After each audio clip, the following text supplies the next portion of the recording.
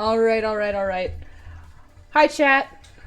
Hi, guests, beloved guests. We're back for another episode of Burnt Out, in which me and a couple of friends ramble about literally most things that we dislike about the academic scene. I'm here with my friend Michaela. If you want to introduce yourself, no last names, no personal information. Well, my name is Michaela, that is for sure. She, her pronouns, if you would. Please do. Cool. That's it. That's all I got. Is that a nerd? No, you're a nerd, Marsh. Alright? And we have my good friend, Red. Go on, introduce yourself, freak. Alright, I see how it is. Hi there, my name is Red. I use she, they pronouns. I'm not old compared to these fucks. Damn. This is so true. That's really true. And I am, as always, I'm your humble and very unfunny host, Grace. I use they, them pronouns, and I'm your streamer. Yeah, there's gonna be an echo. That's just gonna be there. Due to the fact that Michaela is sitting in the same room as me, and I don't know how to audio edit anything.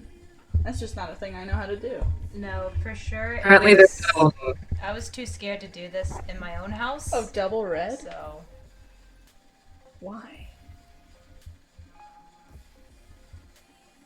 Why is there a double red?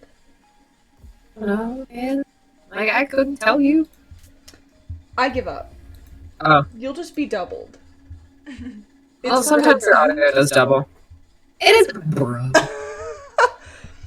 It's fine. We'll live with it. I'm not starting over. We're just gonna go. It is possible that my microphone was slightly unplugged, so I just fixed that. Okay. Yeah, so instead of two guests, we have three, and two of them are the same person. It's fine. Surprise. Yeah, surprise. So, essentially, this podcast is just going to be talking about burnout and all the contributing factors and whatnot. Last time we talked mostly about how creator burnout and student burnout in the artist's realm are very, very similar. This time we're going to be touching more on general education, so I have brought in a high schooler, as anyone would, to talk about high school, as I have not been in high school, and neither is Michaela, for over 3 years. yeah, for sure. So I guess I'll start us off with asking, Red, how has, COVID and just, lockdown in general, changed school for you? It's been kind of a weird mix of, well, I'm the last school year to actually have a normal high school. Starting year, my freshman year was normal, and then COVID hit my sophomore year. So my grade, we still kind of remember how things were before everything broke down. Mm-hmm. So in our eyes, things went from normal to really easy to mix between being really easy and really hard during full remote. And then now it's the teachers don't know what we're supposed to do. The students don't know what we're supposed to do now anymore either. And it's just kind of this overarching mess. Yeah. That's pretty much the same for us, honestly, I'll be real. It took so long for our professors to figure out how to do anything, and they're still struggling. And I feel like because they have a little bit looser reins, I think, than high school teachers, it's we don't know what the hell to do either. We're just sort of all winging it, and they don't really have anyone to tell them how to fix it. Yeah. And we're just here, struggling. It's real true. One of the things, so for anyone that might not know, it's probably a good amount, I'm writing a commemoration speech for my school's graduation, because I'm old, I'm leaving. And one of the things that I keep on mentioning in there is that there is no rule book or anything to fall back on. So, that's really true for the students. So there's, there's nothing that we know um, and can be prepared for. Like, we don't know how we're supposed to act in certain ways, but also the teachers don't know how to act anymore either. Like, how most of my senior teachers have more senioritis than I do. Yeah, we were talking about that a little bit earlier. Um, yeah, like I've noticed that like either professors like fully roll with it or they're stuck trying to, as soon as like mask mandates went down in our university, some I feel like it feels like a lot of our professors were like, cool, so we're going back to how we were before. In that one of my professors has decided that our final exam is just a closed note exam. I think it was 50 questions in 60 minutes at 9 a.m. on a Saturday. So Ew. it's super fun. And I love him to death, but he did me dirty on that one. I'll be real. Yeah, I don't think I would have passed history Yeah. or codes if I had not Yeah. open tests, like open book tests. And it's so interesting how like I feel like the past like 2 years more than anything have shown that we don't need to be memorizing and then regurgitating information out back at teachers, and it's easier to just show how we're learning through, collaboration and like making something out of our knowledge than um these like testing like this. And it's especially just proven to be worse now that like we're slowly going back to quote unquote normal, which is that's not true. There is no normal anymore. That is that has just been completely changed.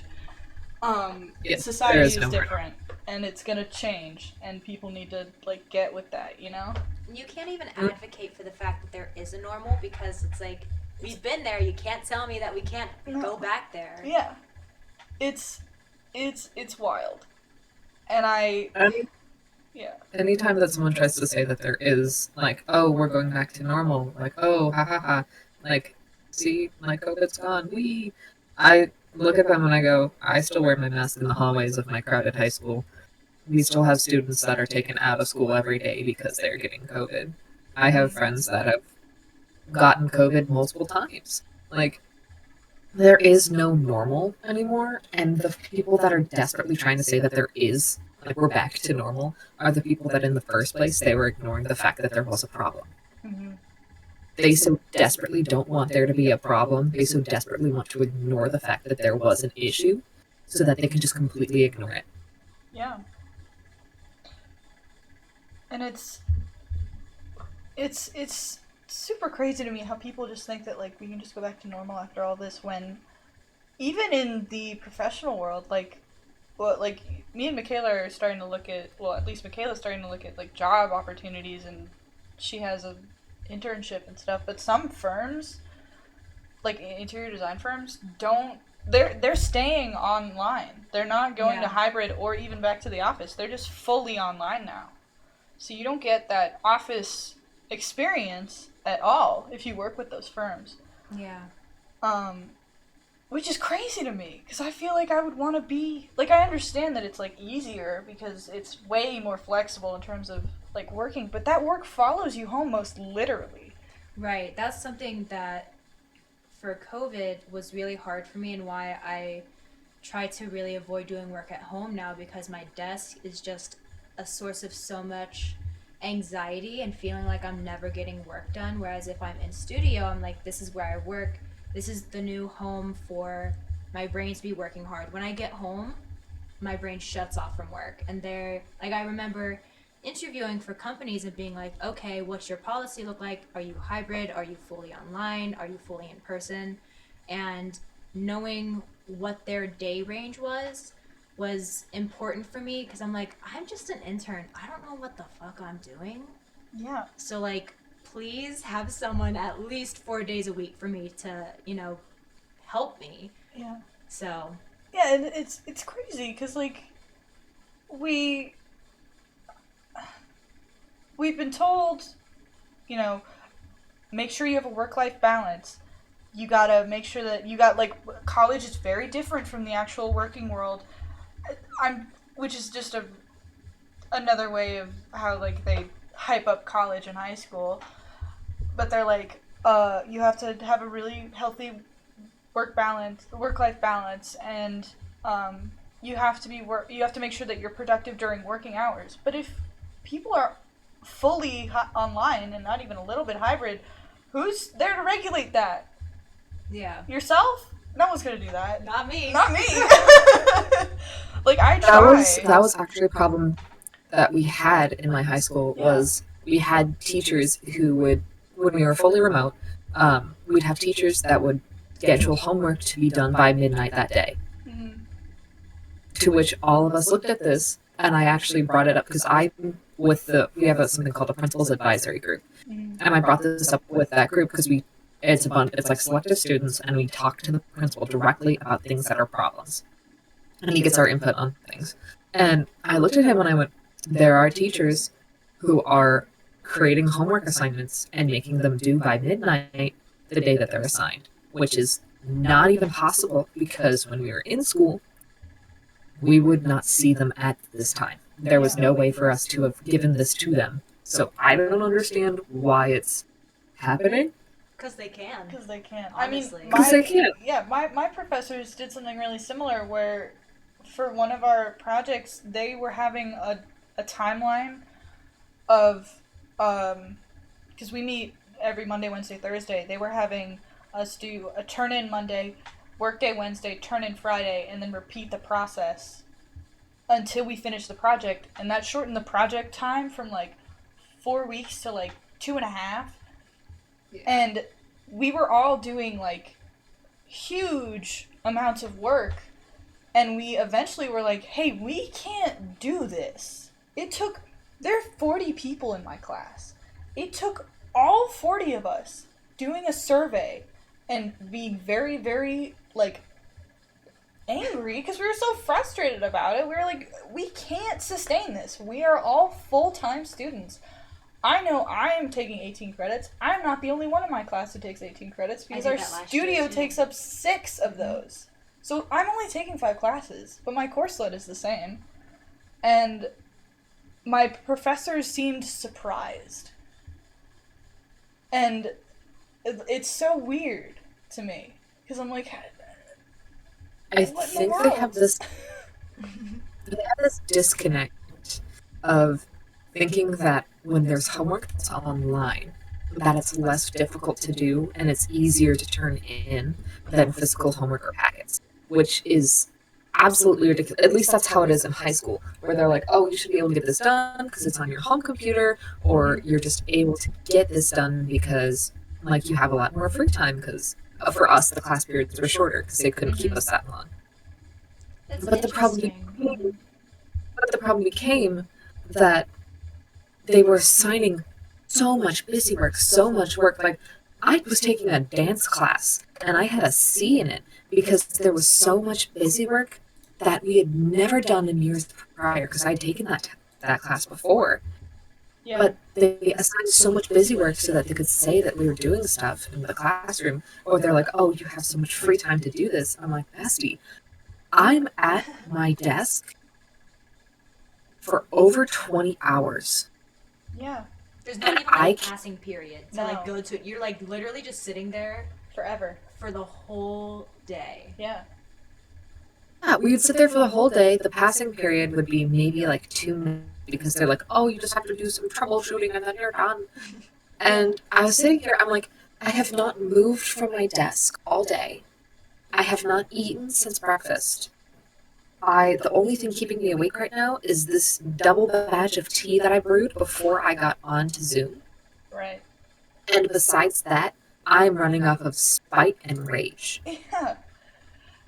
It's so baffling to me how the world changes so quickly and so suddenly, and society and how it runs changes so quickly, and yet our academia and how it's run has stayed the same forever. Like, there are hundreds of studies coming out about how kids who have lived through COVID, even young adults, just have so much more anxiety and depression and are just literally just going through it. Surprise!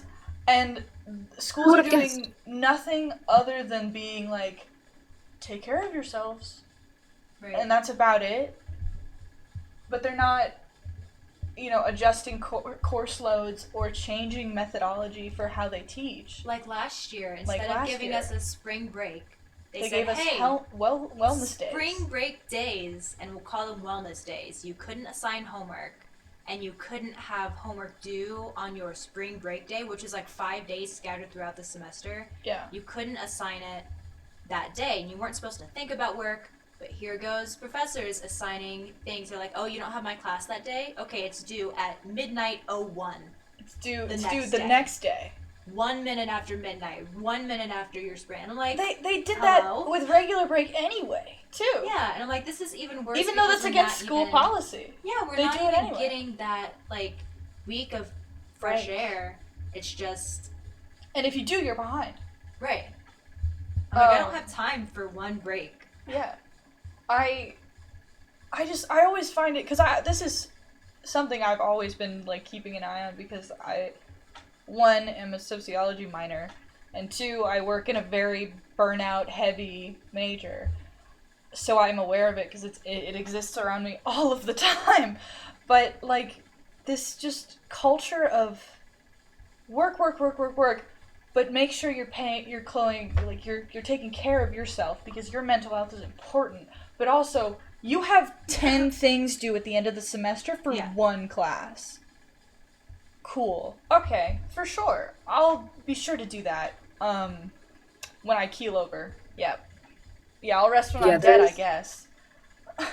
The frustrating thing, because I'm an AP student. Yeah. So I have 3 AP classes. Everything else is either honors or dual credit. Mm-hmm. So, disgusting, I'm aware. But I look at this and I go, okay, I'm supposed to be one of the smartest kids in the school. I'm currently having a breakdown over having to read a chapter book in an English class that I don't really care about, because this teacher said, oh yeah, like, you're going to have these days off, so, like, while you're recouping, what you can totally do, just, like, chip away at it a little bit at a time, just write 3 paragraphs. I'm like, if you think that I have time between the 25 hours of work that I'm doing, because I have a part-time job, the 25 hours of work that I'm doing, and all of my other AP classes, and any type of, like, self-care or, like, mental health break, if you think I've got time in 3 days to do all of that, you have to be out of your mind. Straight up out of your mind. Just bonkers. You have to be the most delusional. You have to be the most delusional, exactly, the most delusional individual I've ever met. The disconnect is insane. Like, and it's even more frustrating ridiculous when you get to college, because your professors have no need to communicate with one another because it's so widespread. And I understand that between departments, like, that's just not a thing. But within departments, there is a huge communication issue. Even if they're teaching the exact same class. My 3 professors are always on a different page, and it's so astounding every single time. Like, I've had a professor come up to me and be like, wait, what are you doing? And I go, oh, this other professor said we had to do it like this, and he shot down our other stuff. And she'd be like, oh, I didn't realize that's what he wanted. And I'm like, wow. You guys don't talk? Why don't you know? And like, the other day, I tried to clarify a due date, because one of the many things we have due is due really soon. And I was like, hey, why is it due on this day? And he immediately folded and was like, oh, I'll go talk to the other 2 about it. And I'm like, why are you unsure? Have a reason. Have a reason. I do have to say, the same professor reschedules everything in our other class.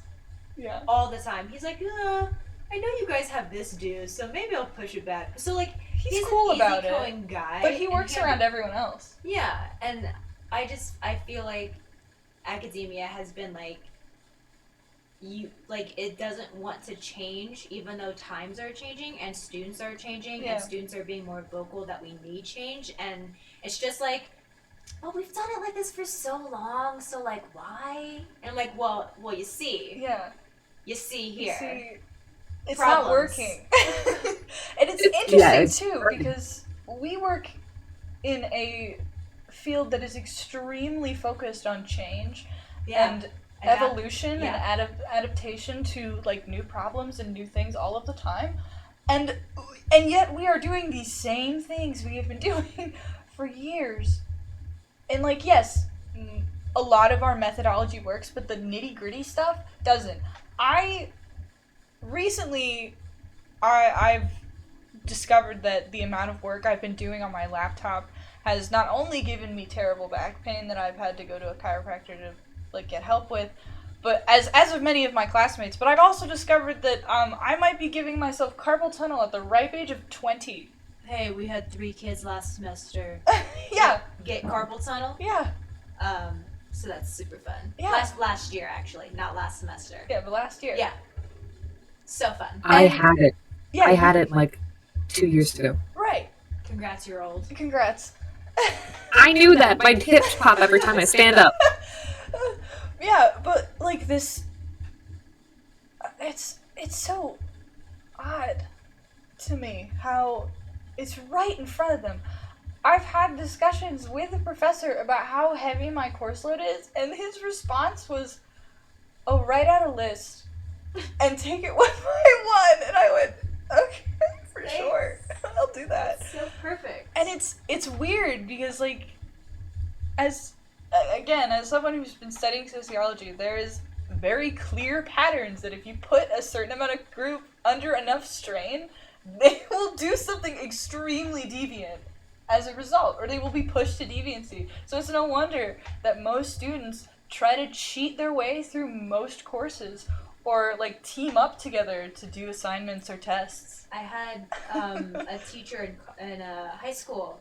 He was a psychology teacher, and he almost every single day, I don't know why, no one would even bring it up. He'd be like, "If you ain't cheating, you ain't trying." I'm like, you know what? I'm taking that to heart. So right.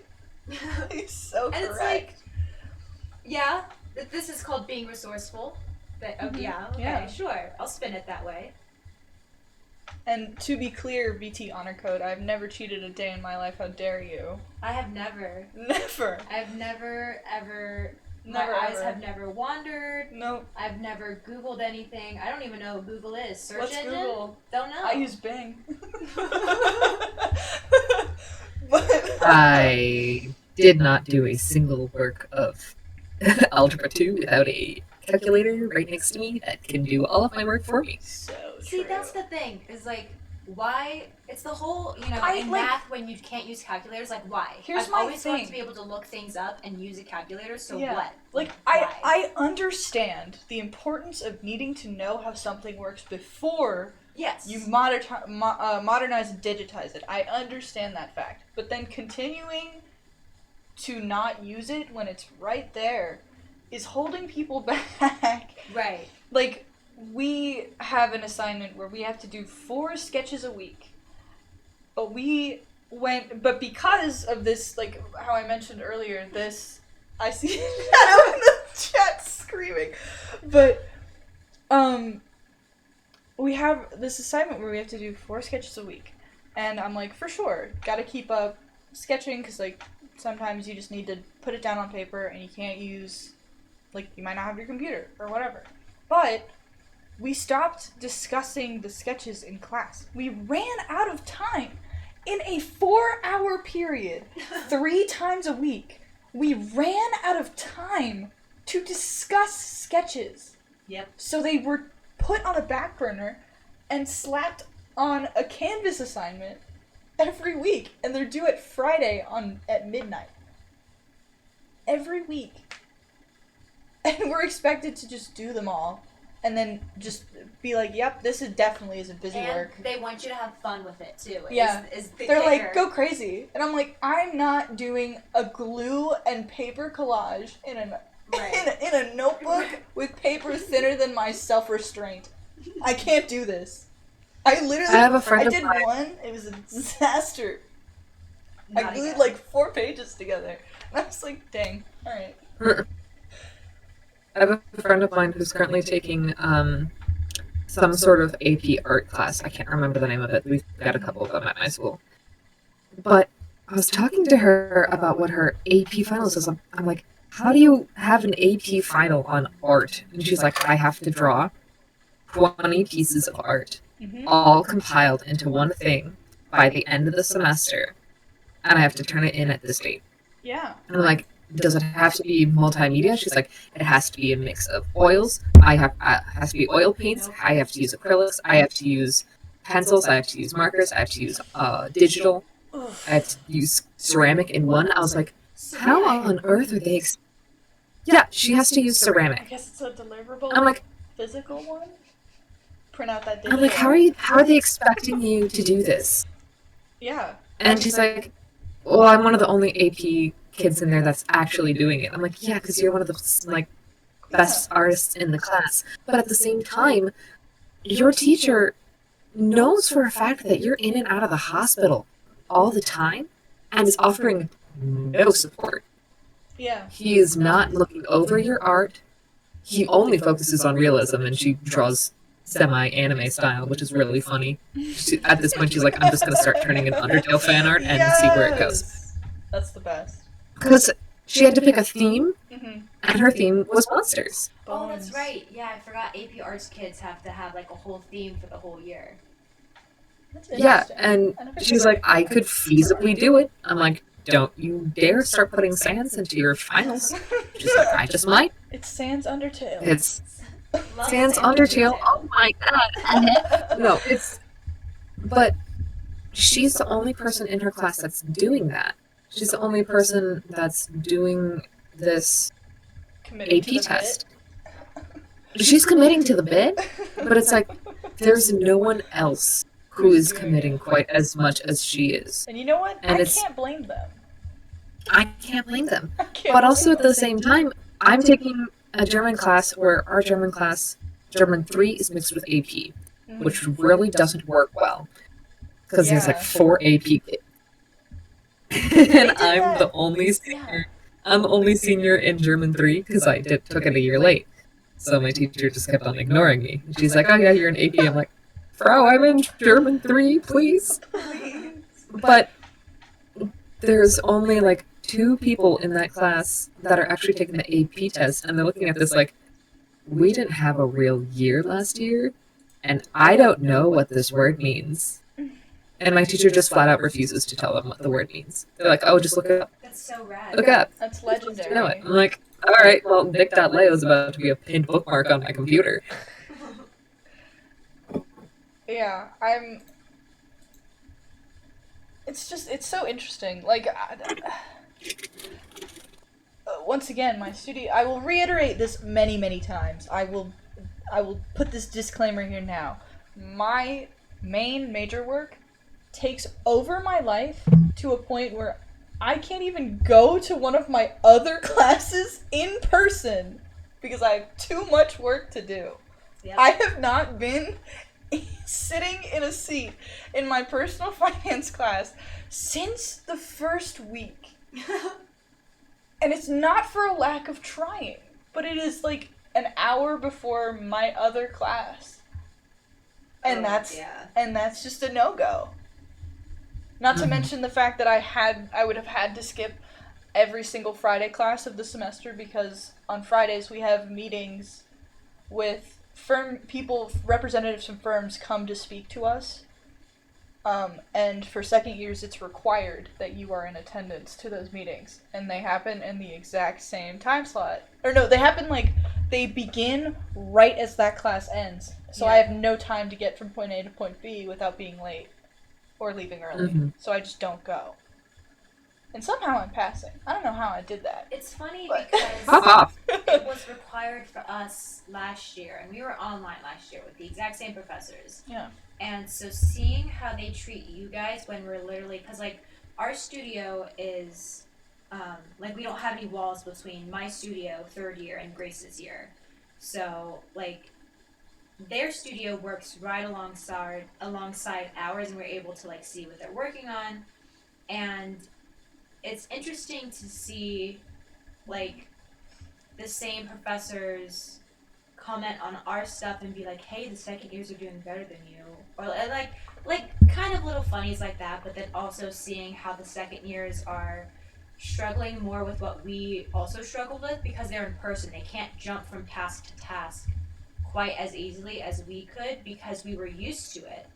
And like it's like they haven't readapted to being online or being in person after being online. Yeah, because most of my class are sophomores. They Yeah. never got a freshman year. Right, exactly. So they went straight from high That's- school from like their senior year of high school to second year of college yeah. with no in between. That's what we're seeing a lot of in my high school right now. So the interesting thing with my high school, since we're the last class, my class is the last one that actually had a normal year, is all the students that never had, I've come to call them like freshmores, Yeah. the sophomores, because they act the same as freshmen. You all know how freshmen act, Yeah. where they think I that hate they're that. top dog because Yeah. they just left a like 8th grade and they were a big man on campus, Yes. It's and the now same there's in like college. It doesn't change. 6'4" They just students have big power backpacks. walking It's just past them. larger. They just have bigger backpacks and are running to their classrooms. Yeah, Like that's they're it. Lost. Yeah. But They're just always lost. they're always lost. But there's this disconnect of like what these kids are learning and understanding and how well they're doing in their classes. And they're coming to the seniors like, I don't know what this is. Mm-hmm. And if they're sophomores, we can help them up until second semester. Right. Past that, we don't. This is like uncharted territory. Yeah. But the even weirder thing for us is that I have no idea if this is something in college as well, but there is this emotional disconnect where it's like, this is how you act when you are in freshman year, sophomore year, junior year, senior year. Like, this is how you act. This is where you know you are in the rankings. And that has been blown out of the water. There is like, yeah, Yeah. because there's like no respect anymore, which is really weird to say as a senior in high school. you deserve it. You deserve it, bestie. I fought through those hallways. I was used as a battering ram. God damn it! I will not be used as a battering ram again. Yeah, no, Some people it's are weird. so much more like they feel so much more entitled in a way that like when I was a freshman in college, I was so aware that I was a freshman in college, and I Yeah. feel like it's weird because they're coming like I don't know if kids are coming into their sophomore years and still feeling like a freshman, or if they feel like I feel like half of them still think they're in high school. half of them still very much act like they're in high school, 'Cause- and Yeah. the ones that don't are like, you can't treat me like that Right. because I'm not in high school, but then they act like it. Yeah. And they it's like, It's but weird. you didn't have to do the whole thing. Yeah. Like, even Mhm. like last year, so I TA, and I noticed like the class I was TAing for was mostly sophomores, and at the time I was also a sophomore, but it was like sophomores and freshmen, and they had such a difficult time keeping up with the class that was, mind you, as terrible as the education system is, a very easy class. Coming from someone who took it and then abruptly went online, because I took it spring of 2020? 2019. 2019. 'Cause I- was when- yeah. Oh wait, no. No, 2020, because I graduated in 2019. Yeah, it was spring. Oh, well, I graduated 2018. Yeah, you did. I know I don't have a face cam, but I want you to know that Michaela stared very dramatically out the window into the sunset, and I thought that was Yeah. funny. Beautiful. I'm just I have to. proud of you. I don't like to think Yeah, about the but- number years. Yeah, but these kids would... pat your Like, I'm gonna sound contradictory, because, like, yes, we are overworked, and yes, it's hard, but we are required to do some work, and it is necessary to do work. But I would have these kids come to us, and they would be like, can we get a study guide for this quiz? And we would go, it's an open note quiz. And they would go, yeah, can we have a study guide? And I would go, guys, it's an open note quiz. We took questions straight off the slides. And there's no time limit. What's going on? And they would be like, oh, we need this. Yeah. We need it. We need one. And I'd be like, no. And then they'd go and they'd all fail the quiz. And I'd go, how'd you do that? I feel What? like the difference is, though, is like there's a difference between your required work too much and then the work that you're expected to do. Like having 50 assignments and having to do those to get a good grade versus like you have one test that you should be able to prepare for and you've been given resources to do that and they're just not doing it. Yeah, there's a big difference. It's like having way too much and not being able to handle that even when you are working and then not working when you don't have a lot. Yeah. So it feels the same Weird. sometimes. It feels the same. And it's It does. There's. Makes you feel guilty It's about so it too. wild. It does. It really It does. creates this Like weird when you guilt have so much complex. work to do, you feel validated in the fact that if you ever are struggling, you're like, oh, like I'm struggling right now. That's fine. Because I've got so much work that I have to do. But when it's like one thing and you fuck that up, you're like, I am the dumbest individual known to man. Yeah. I zero brain cells, head ass looking motherfucker. Yeah. And it's like, wow, what is this coming from? Where is this coming from? And I blame it on the fact that I'm a burnt out gifted kid. Mm-hmm. Yeah. But like there's other kids in my grade that I know that they weren't in like the same stuff as me beforehand. And they're also doing the same thing. And I'm like, maybe it's not I'm a burnt out gifted kid, maybe it's just we're all burnt out. Yeah. That's the name of the podcast. Title drop. Oh my god, I dropped the title! Roll credits? Roll credits! But I genuinely think that everyone is just burnt. Yeah. Because with the, like, as much as I've said that they haven't gotten with the times, they have evolved in that we don't get breaks anymore. Yeah. There are no snow days, no sick days, no absences, no breaks. Right. Spring break is just a very, it's part-time off. Yeah. Unpaid leave. Yep. If you will. And it is so crazy to me that these professors get up and leave at 5:15 whenever class is over. They're gone. Sometimes they leave at like 4:30. Yeah. Sometimes they just dip. And I'm like, Where did they go? where are you going? My software crash? I need help. But they'll leave and they can go home and work will not follow them. And then they turn to us, people who are young and still learning and have just experienced so much chaos without any kind of stability, far from home. And at least in the terms of college kids, Yeah. we're still learning how to pay taxes, even file taxes. I filed taxes for the first time this year because my mom was like, you have to. And I was like, I did not make enough to file taxes. Right. And she was like, you have to. I've been a dependent for like 3 years. I'm and still a I dependent. ask my mom, like, hey, How do I? are you filing my taxes or am I doing They made that? me fucking file my taxes and I'm fully still a dependent because they're still paying my college. Yeah. Rude as see, hell. Rude as hell. I got a tax return, and I looked at my dad and I went, do I have to do anything with this? And he's like, you didn't make enough to do anything with this. I was like, Bro, cool, alright. straight up. And then I'm talking to people that are in my grade at my workplace, Yeah. and they're like, yeah, I have to file taxes. I'm like, what do you mean you have to file taxes? We need the same amount. And they're like, no, the IRS is gonna kill me. I'm like, what did you do? I filed taxes. I got $76 back and I went sick. Yeah. So cool. What am I gonna do with that? Yeah, Man. and the tax website says, hey, you can do this thing. And I'm like, okay, but why? And they're like, but you can do it. So I'm like, okay, Do I have to? Cool. I'll do it. I don't How? know what it means. And it's like, are you sure everything's correct? No. Sure. I guess. I don't know. We'll see. What do you want from me? I'm not in control of my stocks, and I'm terrified the IRS is gonna come after me because I don't know anything about my stock holdings. Because my dad does that, not me. But yeah, so anyway, back to my point.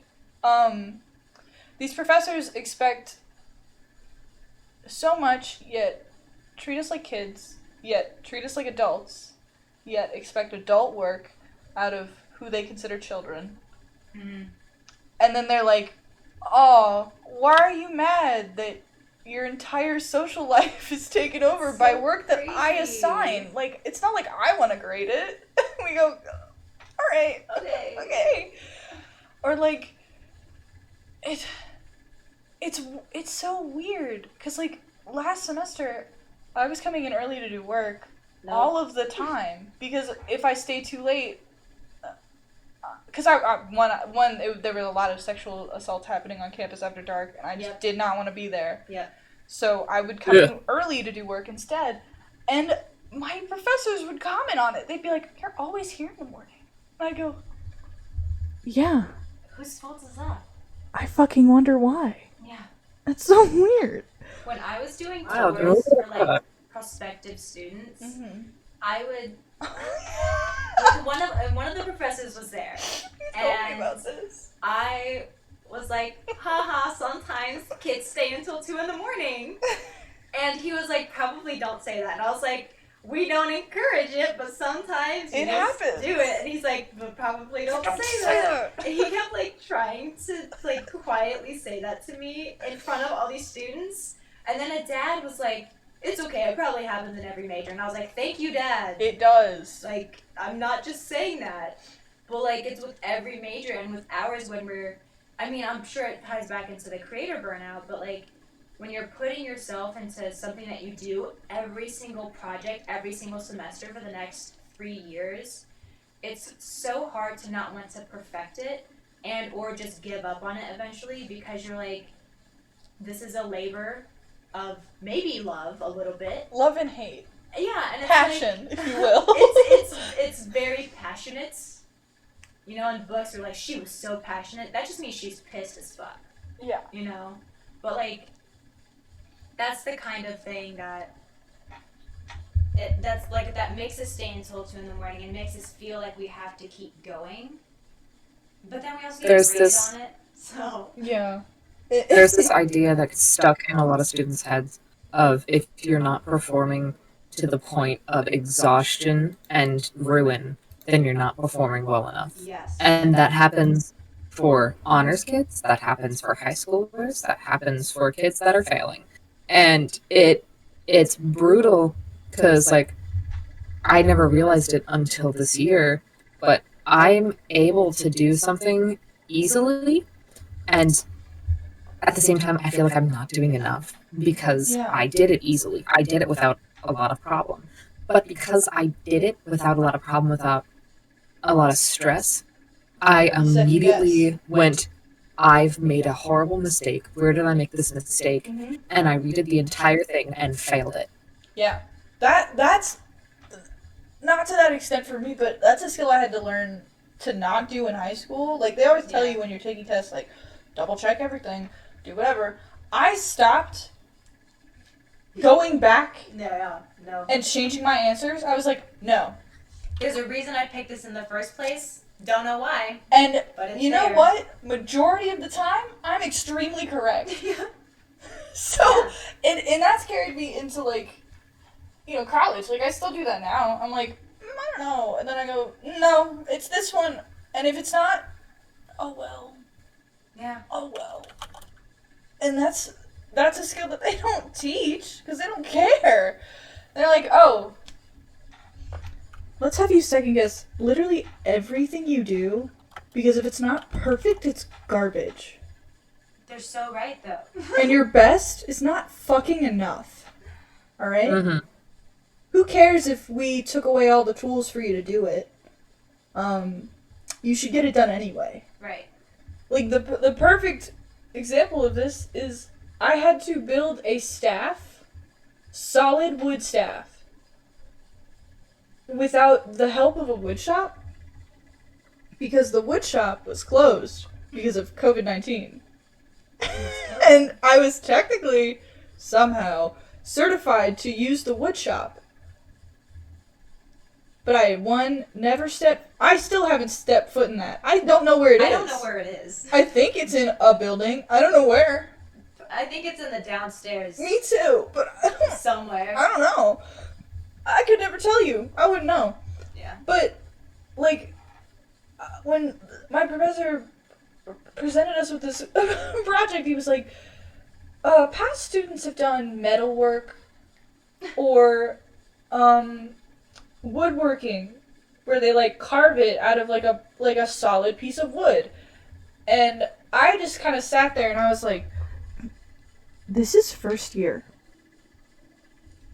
No. I'm at a freshman level. This is entry level shit. It's called foundations. Right. And I'm being taught that I need to be good at woodworking and carving. Yeah. With not a buzzsaw in sight. I had to use a wood carving knife that was about the size of my thumb. Thank you for the follow. I had to use a wood carving knife from Joann's fabric store to carve a wood pole. And it took me so long, and I broke the tip of the knife off. I feel like that's the equivalent of making it with sandpaper. Just like going until you got it. And it was so wild. And I was like, why don't we just do something else that actually does something? Like, I understand working with your hands is very important. But unless you're going to deliberately teach us these skills, right, what's you're just going letting on? us do whatever. Whatever. That's not it. I didn't touch Photoshop at all my first year. Yeah. And then I get into second year and they're like, you guys have Photoshop, right? And I'm like, you guys know how to use it efficiently, I'm like, right? what the hell is that? Right. They're like, Photoshop? Don't huh? know that. Adobe? Isn't that a kind of building? Isn't that clay? Isn't that clay? I know that one. But yeah, it's so crazy to me that just people are like,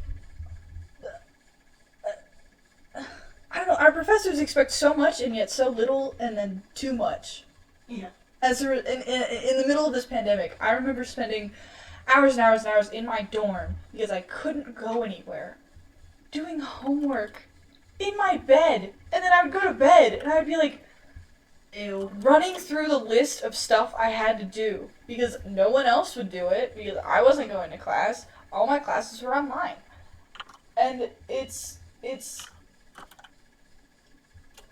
bonkers to me that still even after like studies have come out about how there's Zoom fatigue. That's a literal term now used in the medical sphere. Zoom fatigue. I hate that. And everyone's like, "Yep." Let's I know. Yep, roll that's with a thing. it. For sure. You know, that thing that has existed for maybe like 2 years, and now everyone's like, oh yeah, I've got Zoom fatigue. How? In a normal way, how on earth would you be able to get that if you weren't being forced to use it excessively? Yeah. Right. You know what's crazy? They had a study that this was brought to my attention by one of my professors. Actually, funnily enough, she was one of the good ones, who cared about us and gave a shit. She'd be like, "How are you guys doing?" And we'd be like, "Bad," and then we talk about it for the whole class. She's my sociology teacher. Oh, that's why. By the way, Brittany, thanks a lot for that. That was actually very helpful that one time. Shout I know out you'll to listen to this Brittany. eventually. But like, it's so it's exasperating to just be in that constant thing. But anyway, the study came out in which partially why you feel so fatigued after coming out of Zoom calls is because your brain is registering all these faces that are sitting torso up. That your brain is registering that as someone sitting like 2 feet away from you, like really up in your space, because you're not seeing their whole body. You can't witness Right. their legs moving or anything else unless they're standing and are across the fucking room. So that image, like, logically you know that they're not there, but your hindbrain is like, there are 50 people all up in my space and I cannot handle that. So it runs Your social battery down. it runs your Oh social my battery down, God. but your adrenaline levels increase, your serotonin goes all over the place. Like, it actively fucks with the chemicals in your brain and makes you exhausted because you feel like you've just been at a meet and greet I'm for absolutely hours. flummoxed. Right? I'm flummoxed by this. I hate that callback. that was used for our vocab quiz today. But it was baffling. I was like, yo, no wonder I'm so exhausted. I thought I was just an introvert. No, my brain's going insane. And it's hard to talk to people, like to get to know people. So even if you're unclear on something, Yeah. like you see these people in your hindbrain personal space. You don't want to And you're ask them a question because they're right up in you. Right. You're I'm like, I still don't know who you are because you're just on a screen. You're just a guy. Yeah, and I feel like because of Zoom, now that we're back in person, like, I still find that it feels like I'm still in a Zoom call where I'm being spoken at and not talked to. It's always like a scripted lecture in which they don't, like, stop. I feel like this could just be my preference of teaching style, but when I try and teach someone something, I use real life examples. Like, if I were, so today it was today. Today's Tuesday. Today, I had a lecture class about acoustic paneling and, like, acoustic materials. Mm. And I am someone who is very involved in music and am now involved in streaming, so I know quite a bit about, like, acoustics in a room and how that works. And the entire time I was just thinking, instead of showing us a case study, like, why are you showing us the Sydney Opera House? Like, yes, that is a very good space. I don't But know how you that sounds. Wouldn't know Yeah. because it's in Australia.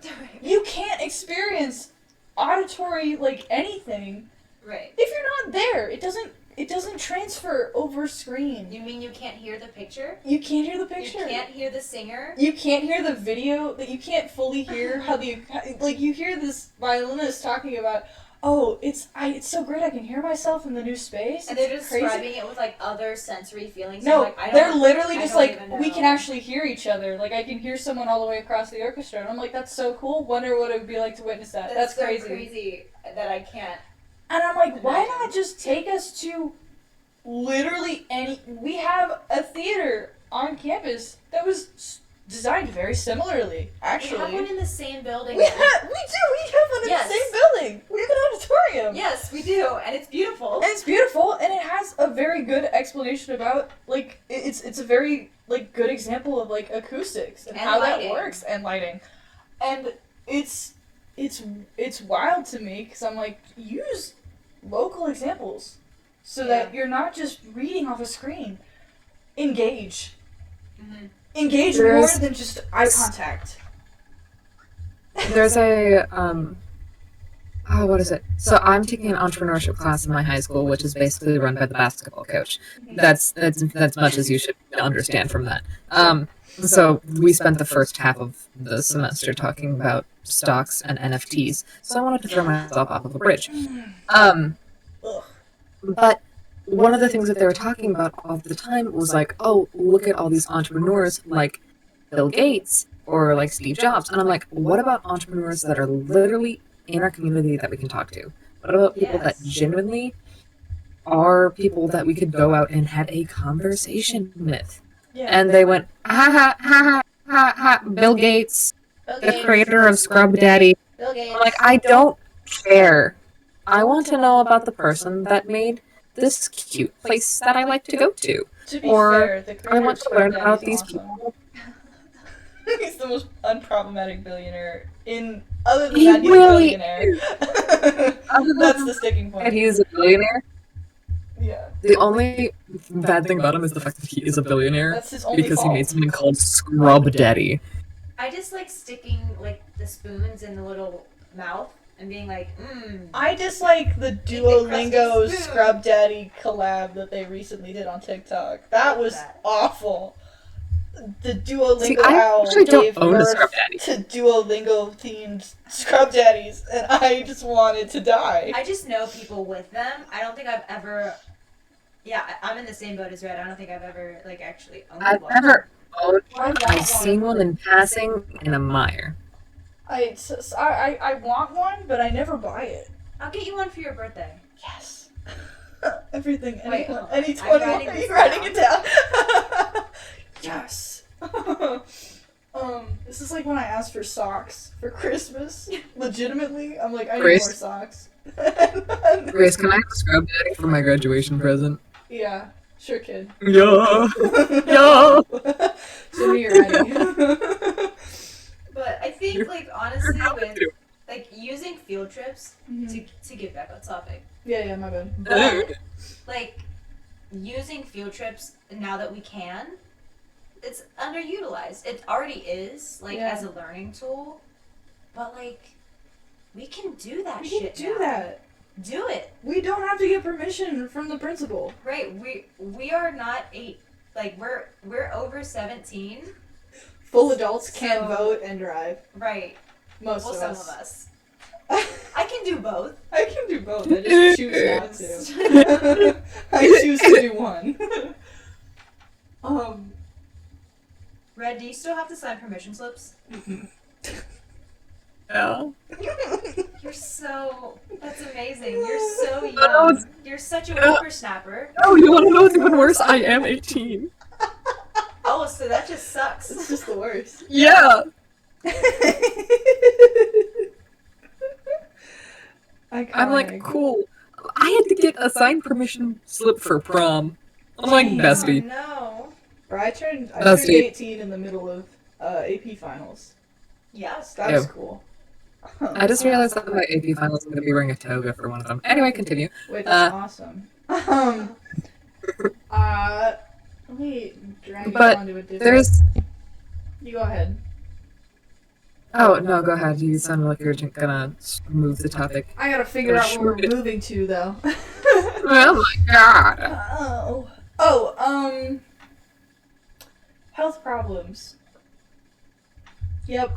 I want to discuss health problems in terms of, like, having online stuff happen. I know we briefly touched on it.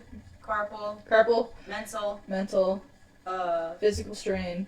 I think some digestive, honestly. True. You know, it doesn't flow when you're not moving.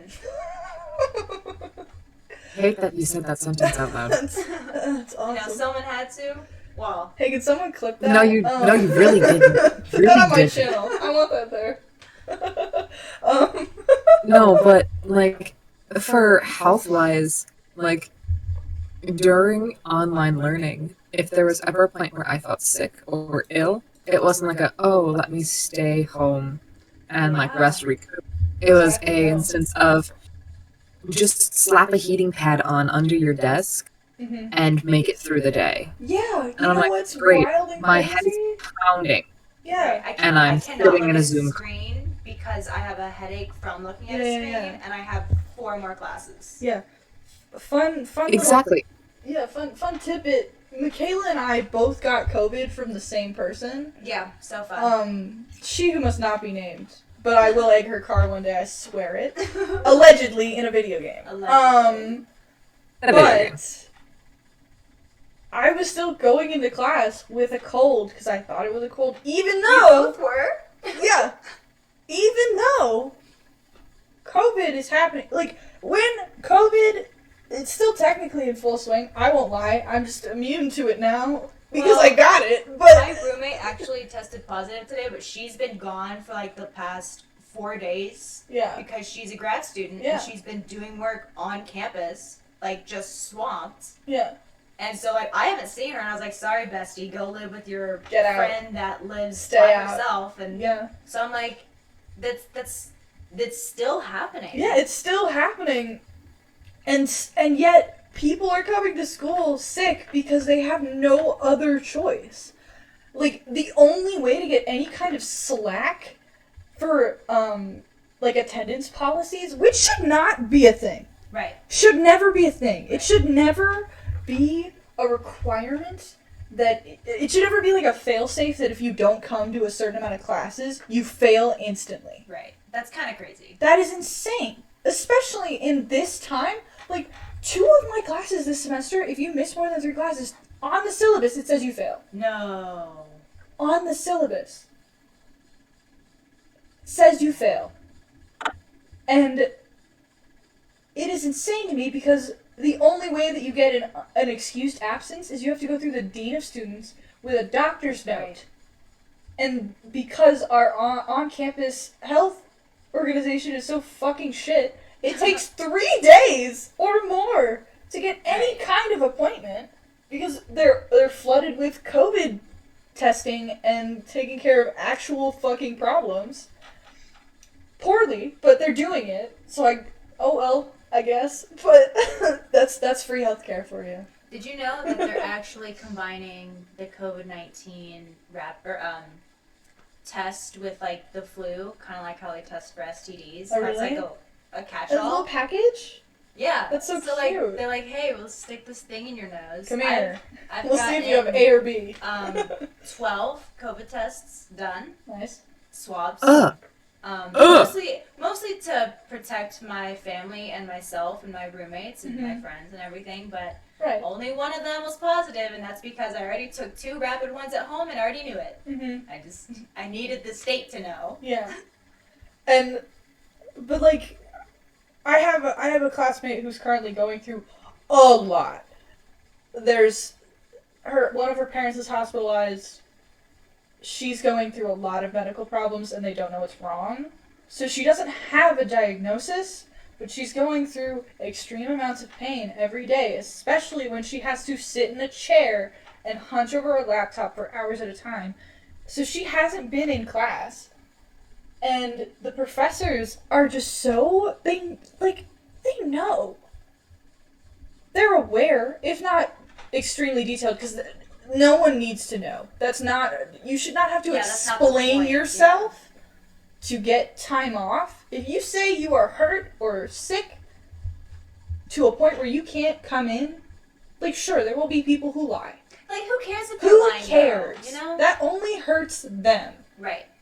It hurts At that them. point, there becomes natural consequences, Right. Right. Yes. So, especially in college. yeah. You're the one paying. Yeah, for it. in college, fun fact, if someone dies in your family, you have to provide an obituary.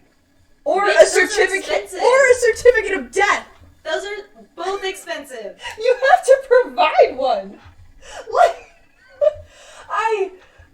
I'm down on the floor. Our school has, I don't know if it's a widespread thing, but there's now something called mental health days, which kids are allowed to, you have a max of 5 of them per year. Wish we had I would that. love that.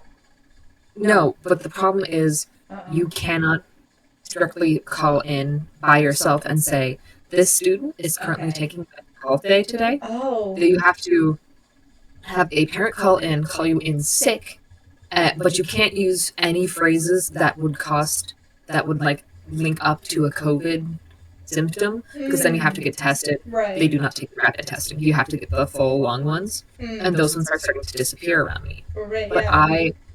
the problem became I was in my school's musical, and so I was incredibly burnt out because I was one of the leads.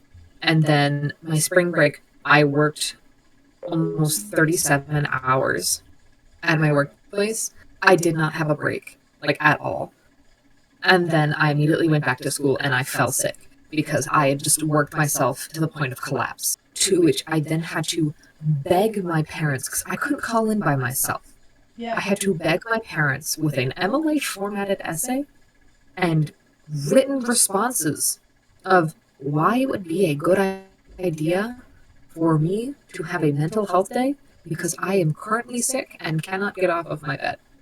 And they went, so long as you don't fall behind in your schoolwork, and this won't end up being detrimental to your grade. your father and I think that this would be a good idea, but just don't make this a habit. I'm like, this a habit? I've only taken one. Yeah. Oh, God forbid I make this a habit and taking care of my mental health. Anything but that. Anything but that. Yeah. Oh, But, now you're getting wild and crazy here. yeah. And not only like do we not get time for sick days, but we also don't get any time to be college students. Yep. Or high school kids, in your case.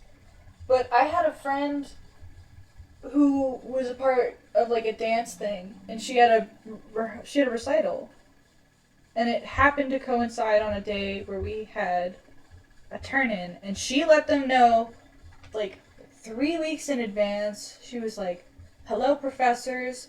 I have this thing. I've committed to it. I pay dues for this, and I've been working really hard on it all semester, and I just wanted to let you guys know that I will not fall behind. I'll still turn in my work. I just will not be there in class." And my professors proceeded to respond back and criticize her commitment to her craft, and called her irresponsible and not dedicated to the major. This Mhm. year? Last year. This happened last cool. semester. I was gonna say, I have some words for some professors. No. It's our current professors. They did that last semester.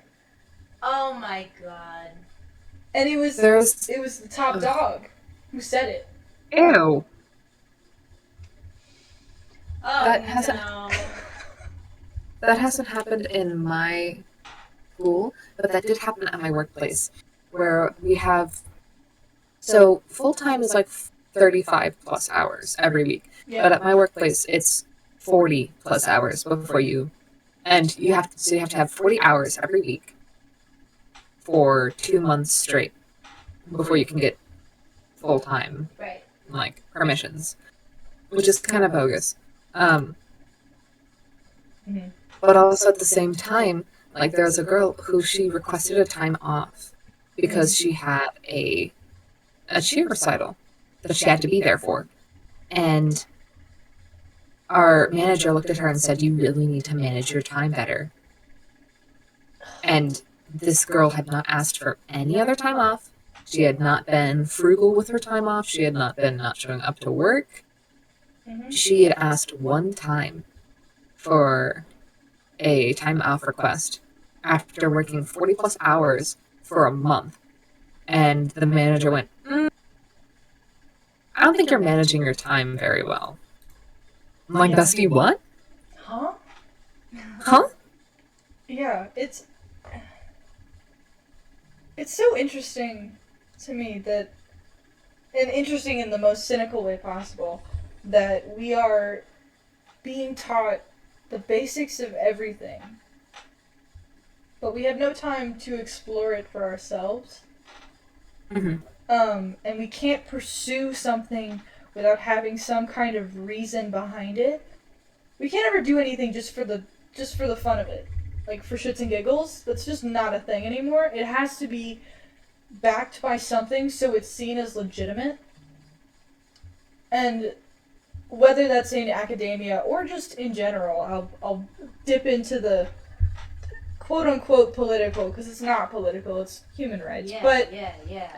like in gender roles, you see a lot of feminine people, or just specifically women, when they enjoy something, they get shit on for it. Yeah. No matter what it is. As silly as it is, a streamer did say a really good thing about it. He was like, "I guarantee you will never see someone as abused online about their hobbies as teenage girls." Yeah. And he was right. If you look at anything that a teenage girl could possibly like, or any kind of like feminine, non-masculine person, anything they would like, someone will find some way to like poke a hole in it. And it's so infuriating to me.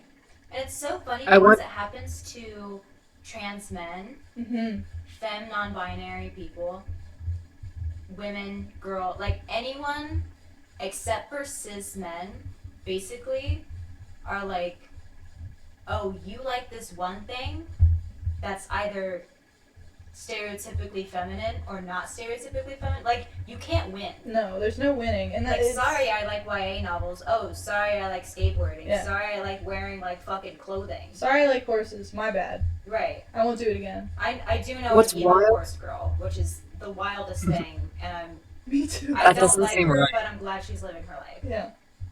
Pop up, Bessie. Yeah. But I want you guys to understand this as someone. I compete competitively for my school through my esports team. Mhm. I am one of 3 individuals who are feminine that were on my school's Overwatch team. I watched in disgust as one of the other schools, their coach on live stream started berating me and my teammate because they are feminine non-binary and I'm feminine.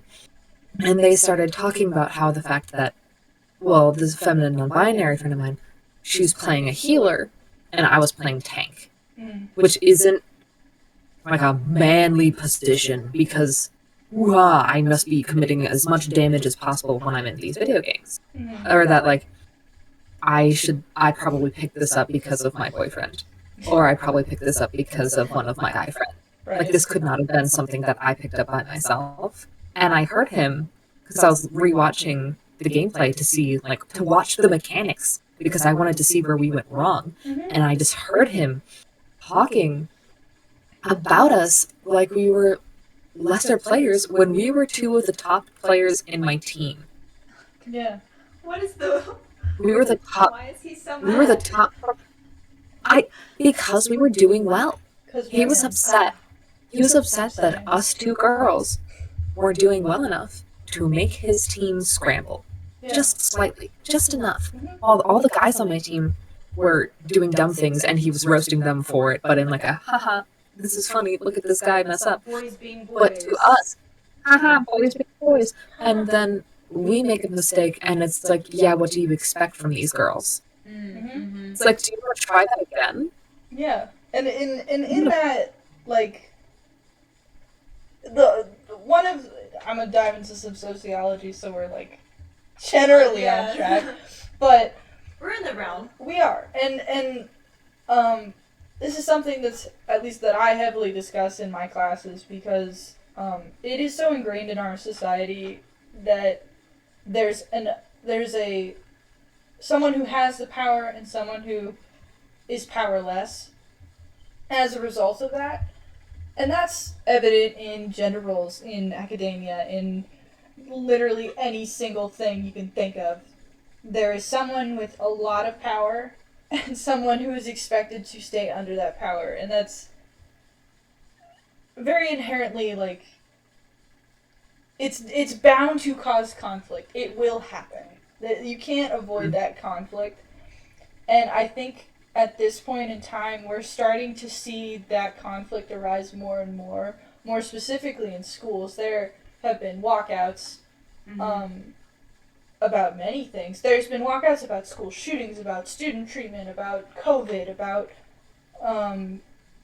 student rights, about feminism, and it's sexual assaults. We had a protest. Dress codes. It's I always find myself asking, like, in our society, how do we see these patterns and not recognize it and do something about it? Because, like, I've always been someone who's tried to find every possible way of looking at a problem and then find the right solution. It is mind-boggling to me to think that people see something wrong and know that it is normal and then just continue about their day with it.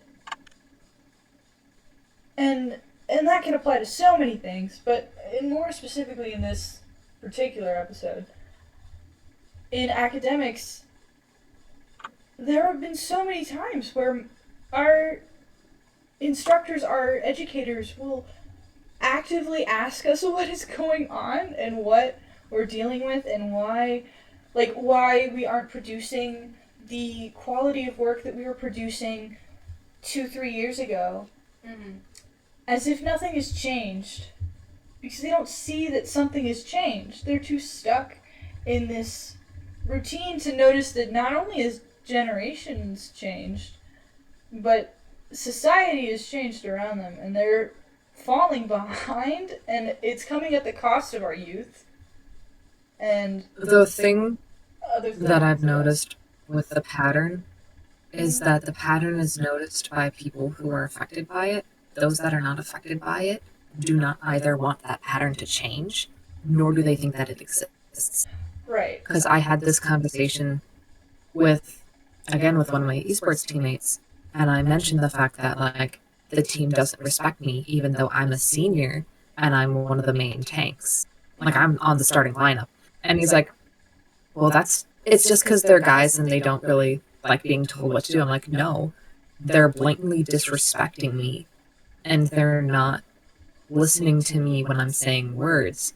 It's not an instance of just like, oh, haha, like, we don't know that it's a problem, so we can't fix it. It's an instance of they don't recognize it as a problem. They don't recognize it as something that needs to be fixed because they're not affected by it. Yeah. It's So why on earth would they change something that they're not affected by when it's helping them? right. And it's interesting that, like, there's a theory in sociology called labeling theory, and I will go a little bit off topic with this, but it'll come back. In that, the theory is, if you label something as a specific thing, eventually it will become that thing, because it is either taught to be that thing, or it is not given a choice to be anything else. It's like that effect where, like, the act of observing something inherently changes it. Yeah. So, like, if someone is labeled deviant, but they are not inherently deviant, if they continue to be labeled and treated as if they are deviant, they will turn to deviancy, because what else are they going to do? This is also called stereotype threat. I do wanna... Yeah. That's a fun one, too. Yeah, so it's a weird dichotomy, because we are, as students, labeled to be hardworking and dedicated, and students in general, but we have this ringing conflict theory, in that there is too much strain being put on us, and it's bubbling up, and it's going to amount to something one day, I hope. At least you see it in social movements, in civil rights, and other stuff. Yeah, exactly. If you label a student to be bad, they'll eventually decide that they'll decide that they can't be anything else, and then they will become a bad student. That's how students fall through the cracks. Yeah. They don't think they have any other option. That's what happens. Yeah. We've got something called the academy in my district, where if you mess up bad enough, you get sent there. Mm-hmm. But as soon as you're sent there, you are labeled as, oh, that kid, they went to the academy. They didn't have any other choices because they messed up so bad. Mm-hmm. Yeah, that's we have that we see it all the time in systems. We have that in honors students and AP students, between honors students and non-honors students. For some reason, if you were seen as an although this is the thing that's wild to me in academia. So the lettering system, grading, A is excellent. Yes. B is above average. average. C is satisfactory. D is could be better, and F is fail. Yeah. C is the average. Right. That is the bar. And for some reason, we are being held to the standard of A. Right. And that is the norm. Even though the system that we were given, the list of rules that were created, were giving us a bar, and we've raised it just for the fact of numbers and data, and to brag about, oh, this county is doing so well because these amount of students passed this class. I do gotta say, as a former gifted student who, like, okay, well, hold on. Let me restart that sentence. Go on. As a Try again. former gifted student, when my grades started quote unquote slipping, it was an A minus. Yeah. And that, like, really, really hurt my self worth, my mental health, and, like, it was hard for me to detach myself from my grades being my worth because it was expected of me, and because I was an AP student, it was like, if you're an AP student and you're not getting A's, then why are you an AP? If you can't handle it, then get out. Yeah. You know, and That's what. Yeah, go ahead. No, that's what like they expect in high school as well. My parents, I remember vividly, sophomore year, right before everything went to shit. Before COVID happened, I was having difficulty in my honors chemistry class, and my parents pulled me aside and they're like, "You have a 92 in this class. This is the worst we've seen you do. Do you want a tutor?" It's basically failing. Yeah. In their eyes, it went from the A to F range was a 100 to an 80. I got a D last year in my AP pushed class. I almost sobbed. Yeah, it's hard. I struggled because everything was online. I couldn't detach myself from this idea that when I'm at home, because of how vigorously I worked myself when I was a student athlete, my time at home was, you are only getting this for a little bit amount of time. You better rest, recoup, because you have practice, you have AP stuff, you have honors classes. If you aren't taking this time right now to heal and rest up and get as much health as you can, what are you doing? You're wasting your time. You're wasting anything that you've been given. And I had to look at that and go, I am constantly on edge, or I'm telling my body that I need to be resting, I need to be recuperating for something that I'm not doing anymore. And I cannot allow myself to do that because otherwise I'm going to be failing these classes. Yeah, because your place of refuge became, like, it was usurped by work. By all homework. the time, and it's hard to switch gears into that. Yeah. And I started doing all of my work from my gaming PC because I needed to do as much work as I could with 2 monitors. So I'd be doing a push, I'd have my notes up, and then I'd have the Zoom call in front of me, but with another thing of notes on the side, or another class's notes on the side. I'm like, I'm supposed to use this to play games and to relax. And I'm sitting here shaking because I can't understand what the Jeffersonian period was. no one knows what that is, I'll be fair. Who knows what that is? We still don't even know what the Jeffersonian style of architecture is. No. We have no clue. That's correct. Yeah, but this culture, not only of high achieving, high Icarus-esque falls, there's also, the other side of the spectrum in which, if you're not an honors student, you're already a failure. Yeah. You're already... If you're taking regular you might as well classes. drop out of middle school. I remember when I was in Regular elementary classes, school... you're a bum and you're addicted to drugs. Yeah, exactly. Right. It's because you're stupid that you're taking the normal classes. Yeah. I remember, this was a point of, thank you for the follow. Unsolved Mysteries too. I love that. But in this was in 5th grade. I had a teacher, an English teacher, who didn't like that I didn't speak in class because I was a very shy kid who just liked to read.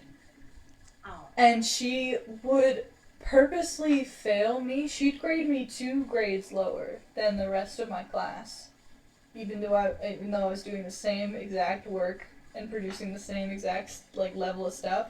She was just failing me because she didn't like me. And there was a point in which there was a parent-student-teacher conference with me and my parents and my teacher, and she looked at me and said at the time, she went, they are going to, they're not going to make it in the honors system. They're going to fail. I was in 5th grade. I was in 5th grade. Look, they're gonna start doing drugs. I was like 10, and she was like, she's stupid. You have your finger like halfway up your nose while she's saying this. This child is gonna fail. They're not gonna go anywhere. And my mom was like, what the actual fuck? And then that stuck with me, even though I proceeded to be taught like one of like the top 10% of my class all through high school and middle school. I thought I couldn't write until college, until I had a professor look me in the face and go, your writing is very good. That happened to and me I'm too. surprised that like you have to take this class because you are way above like what the requirements for this class are. And it's wild because like students who accept that label that I was put on, like that I rejected eventually, they fall behind and they get lost. And most of the time it's minorities that get lost. It's men of color who get lost in high school because a teacher decided they don't like them, or they decided that they weren't worth the effort because they speak a little loudly in class, or they don't feel like going and doing homework because it's hard. And this just like blatant disregard of students because, oh, it's not worth it. I'll have a new class. I'll have a new set of class like next year. I won't, whatever. It feeds directly into school to prison pipeline. It feeds more into cramming culture and burnout because you have high highs and low lows and there's no in between. And it just develops this toxic culture in which if you're not among the best, you are the worst.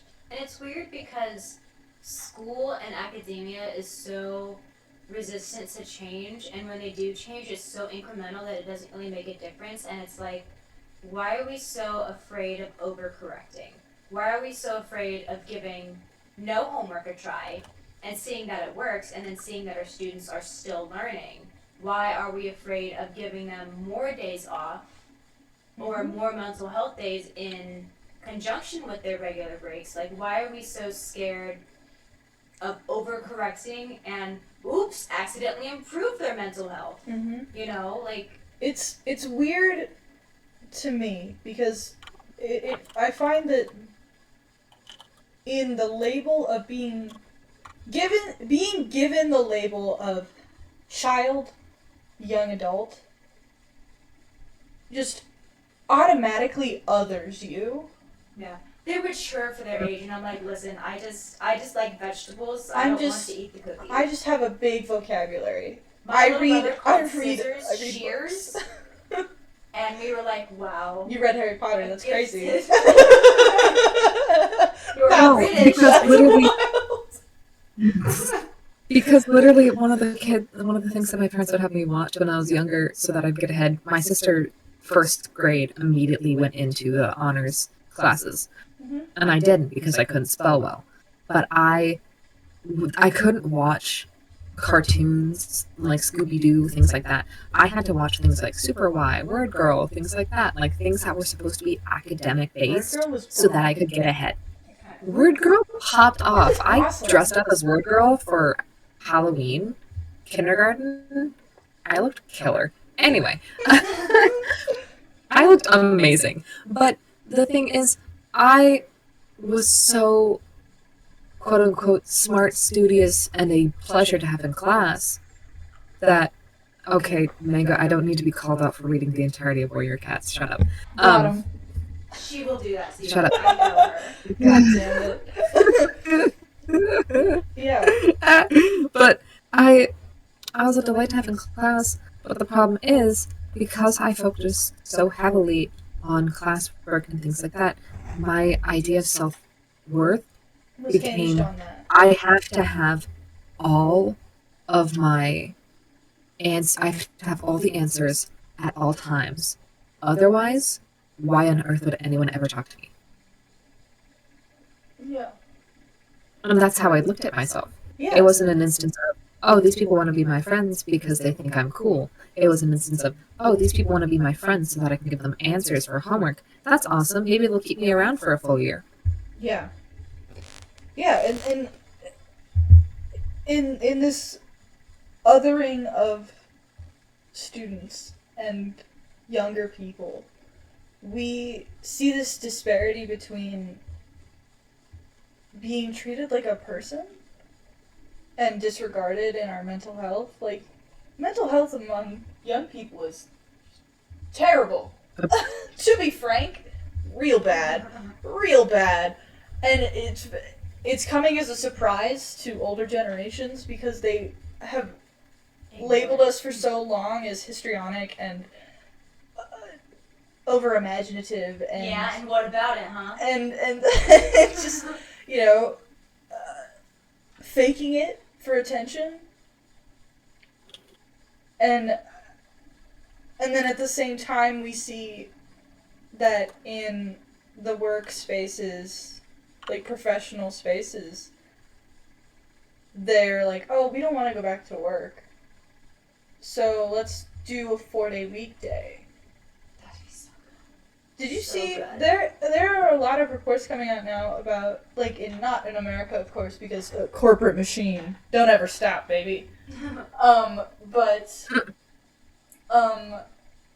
there are a lot of European nations that are enforcing policy in which you have to have a 4-day week or work week. And those are the same countries that are also Highest in mental health. they're also like the ones that are like, no, okay, less homework, thank you. Mm-hmm.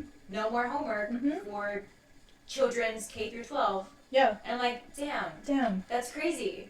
That's so crazy. Look at their quality of life. And it's the same countries that have paid maternity leave, Yep. enforced vacation hours that's more than a week. It's like Universal healthcare. it's like 30 days.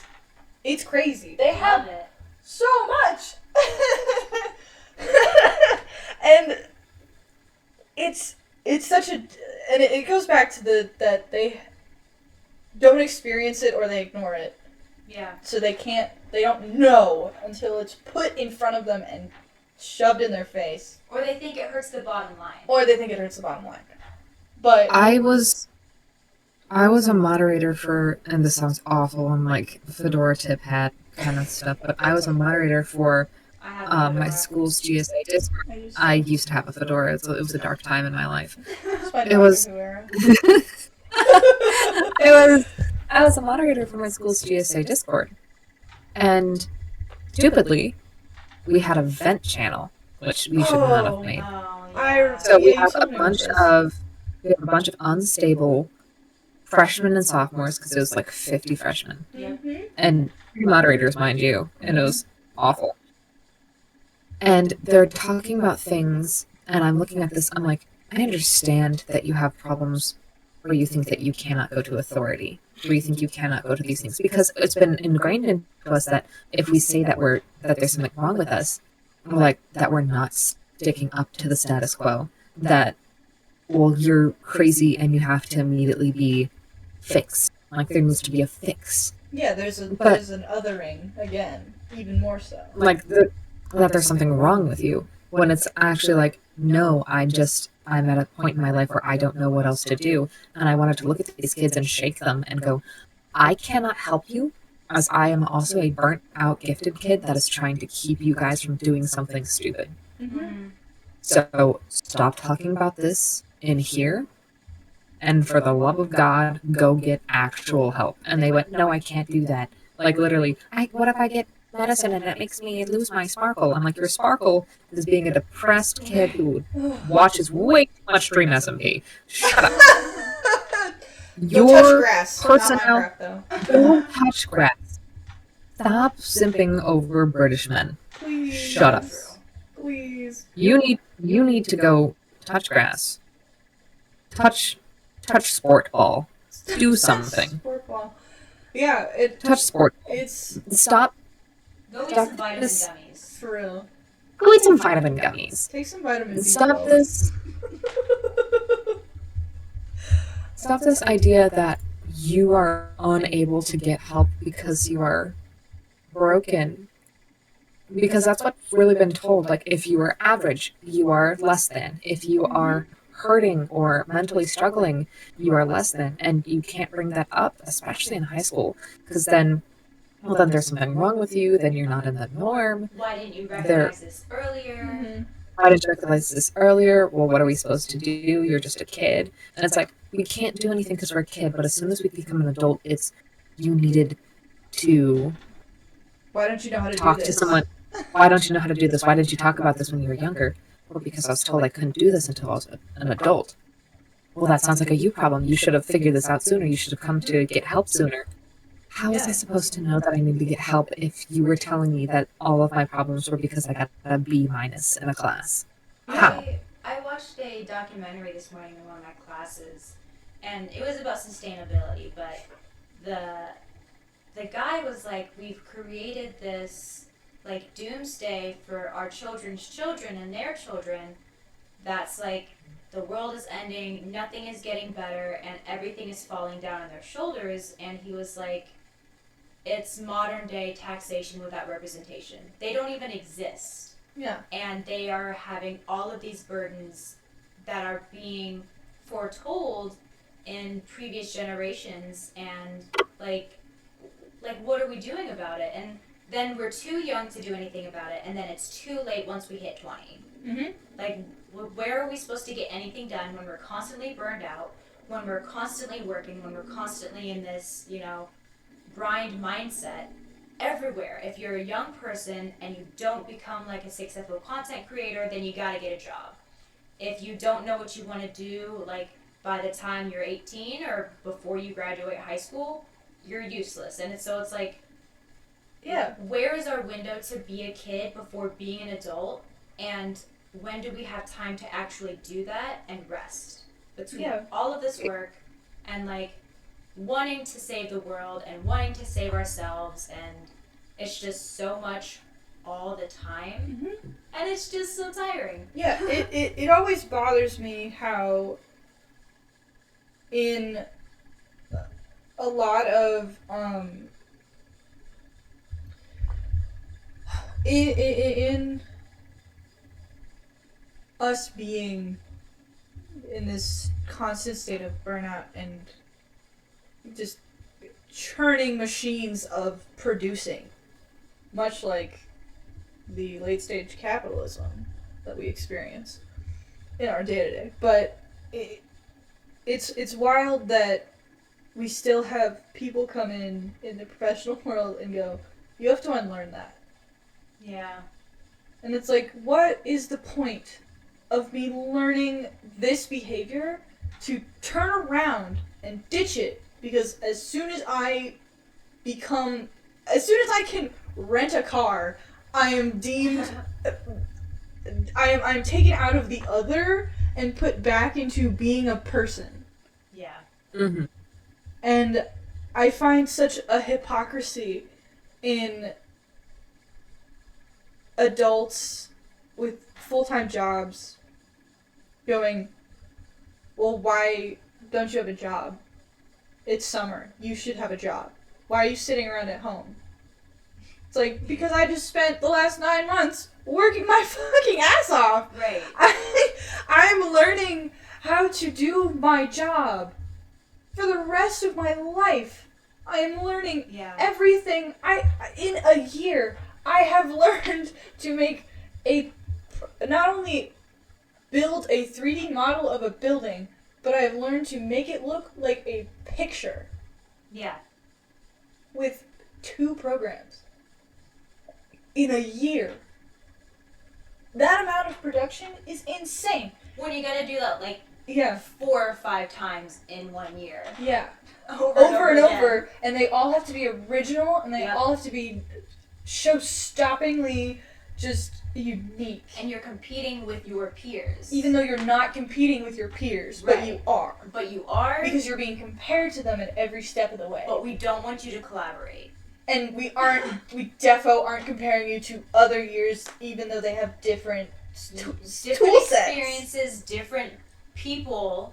Like, it's not everything. a one-to-one. No. It's Rise and grind, baby. yeah, it's I crazy. I hate to say it, but this mix of either you have to be successful in some sort of like making your own business or finding a good job, or you have to become a content creator. I hate to say it, and it sounds really mean, but a lot of the people that are starting to turn towards content creation are the ones that have like been watching people like Tuppo, Tommy Innit, Purple, Yeah. like young kids Who got lucky. who got really lucky, and Yeah. that's amazing for them. Good job. But you can't guess and beg for that luck everywhere that you go, Right. because that's not going to happen, because there's random circumstances, there's right place, right time. And if you flood the market with all of these different content creators, you're going to drown. Yeah. You're not going to make it. You're going to flounder, and then you're going to drown. And then you're going to be stuck in this loop of, well, this person managed to do it, why can't I? This person was able to do it, why am I failing? And it's because there's such a competitive market right now for things like that, for content creators, Minecraft YouTubers, things like that, because everyone's looking at that going, look at these kids that were successful in doing this one thing.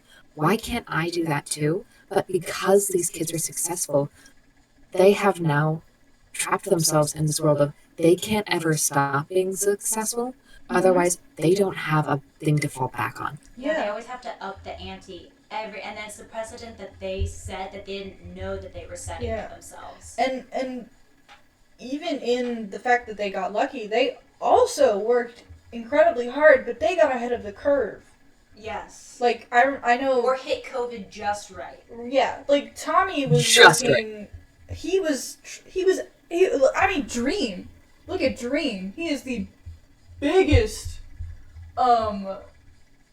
example of this, where he went from 0 to millions of followers in 2 years.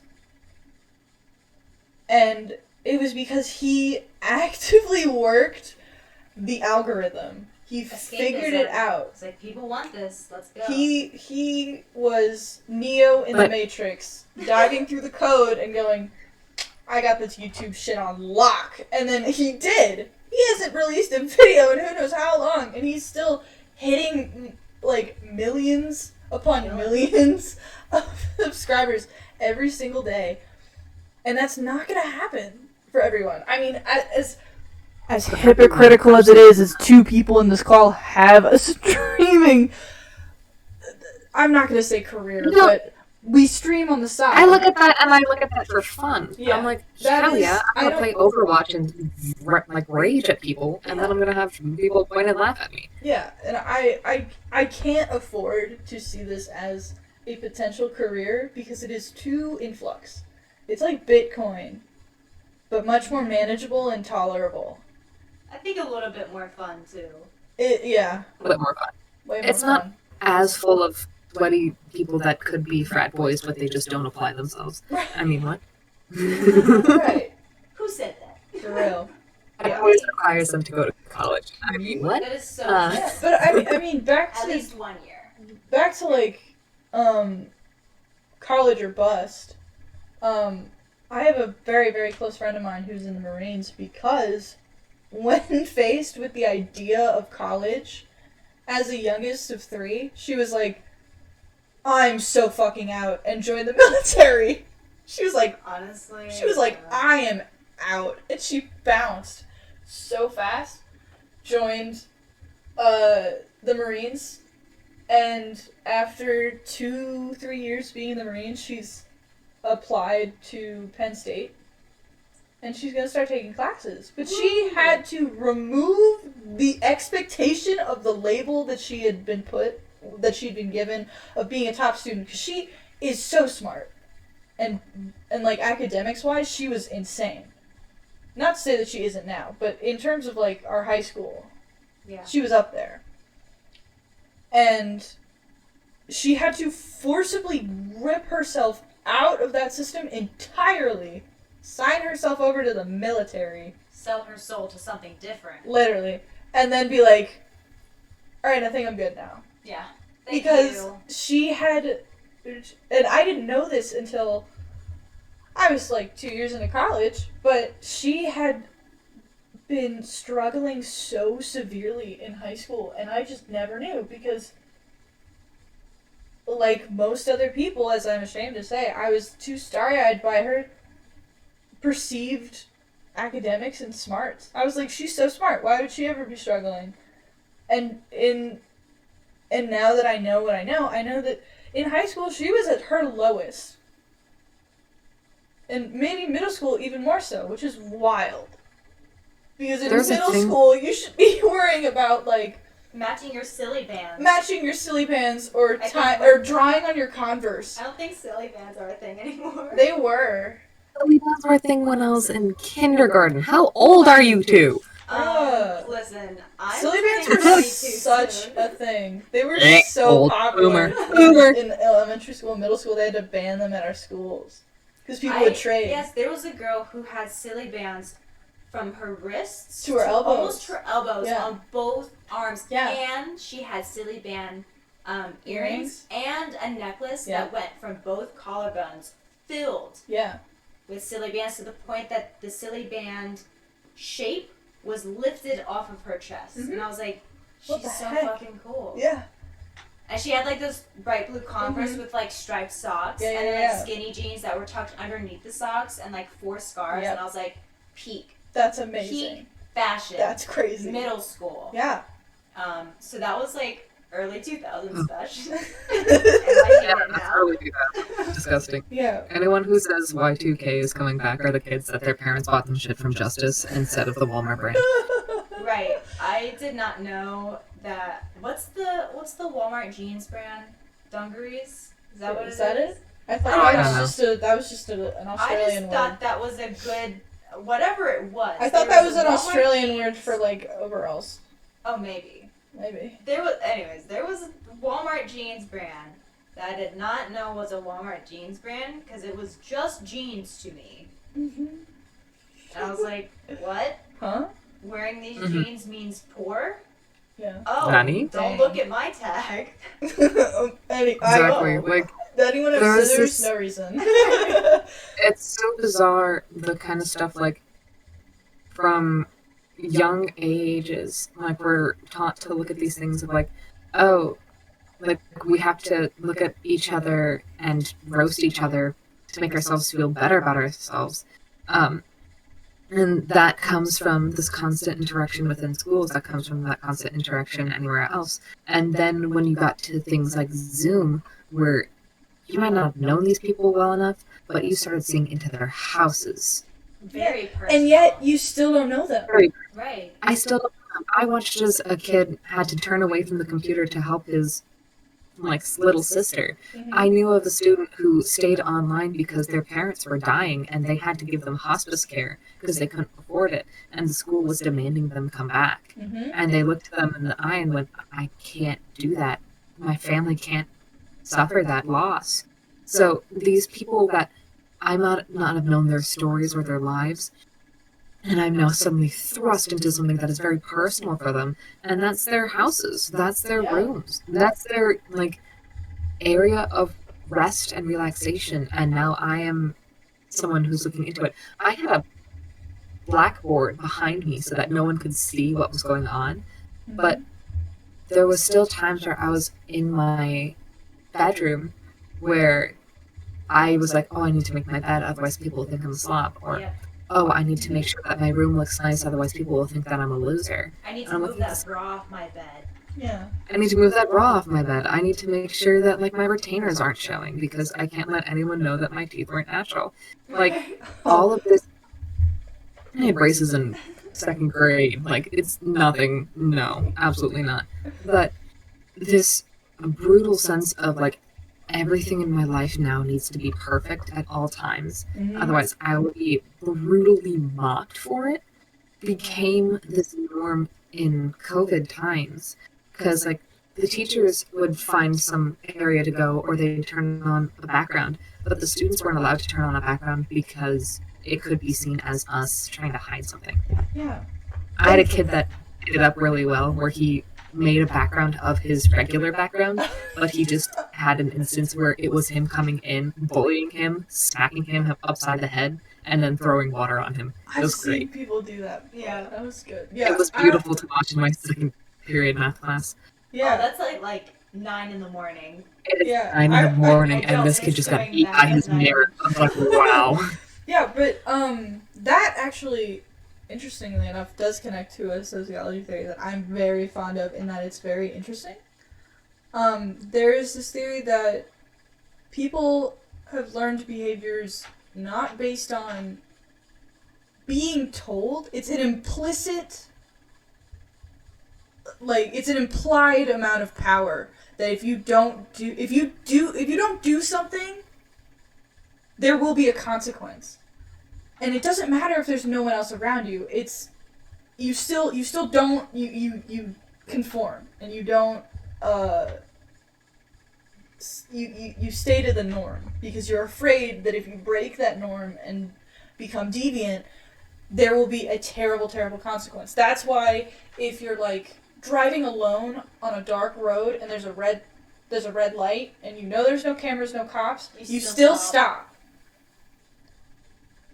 Because there's that what's the metaphor? It's a prison warden in a tower and all of the cells are open.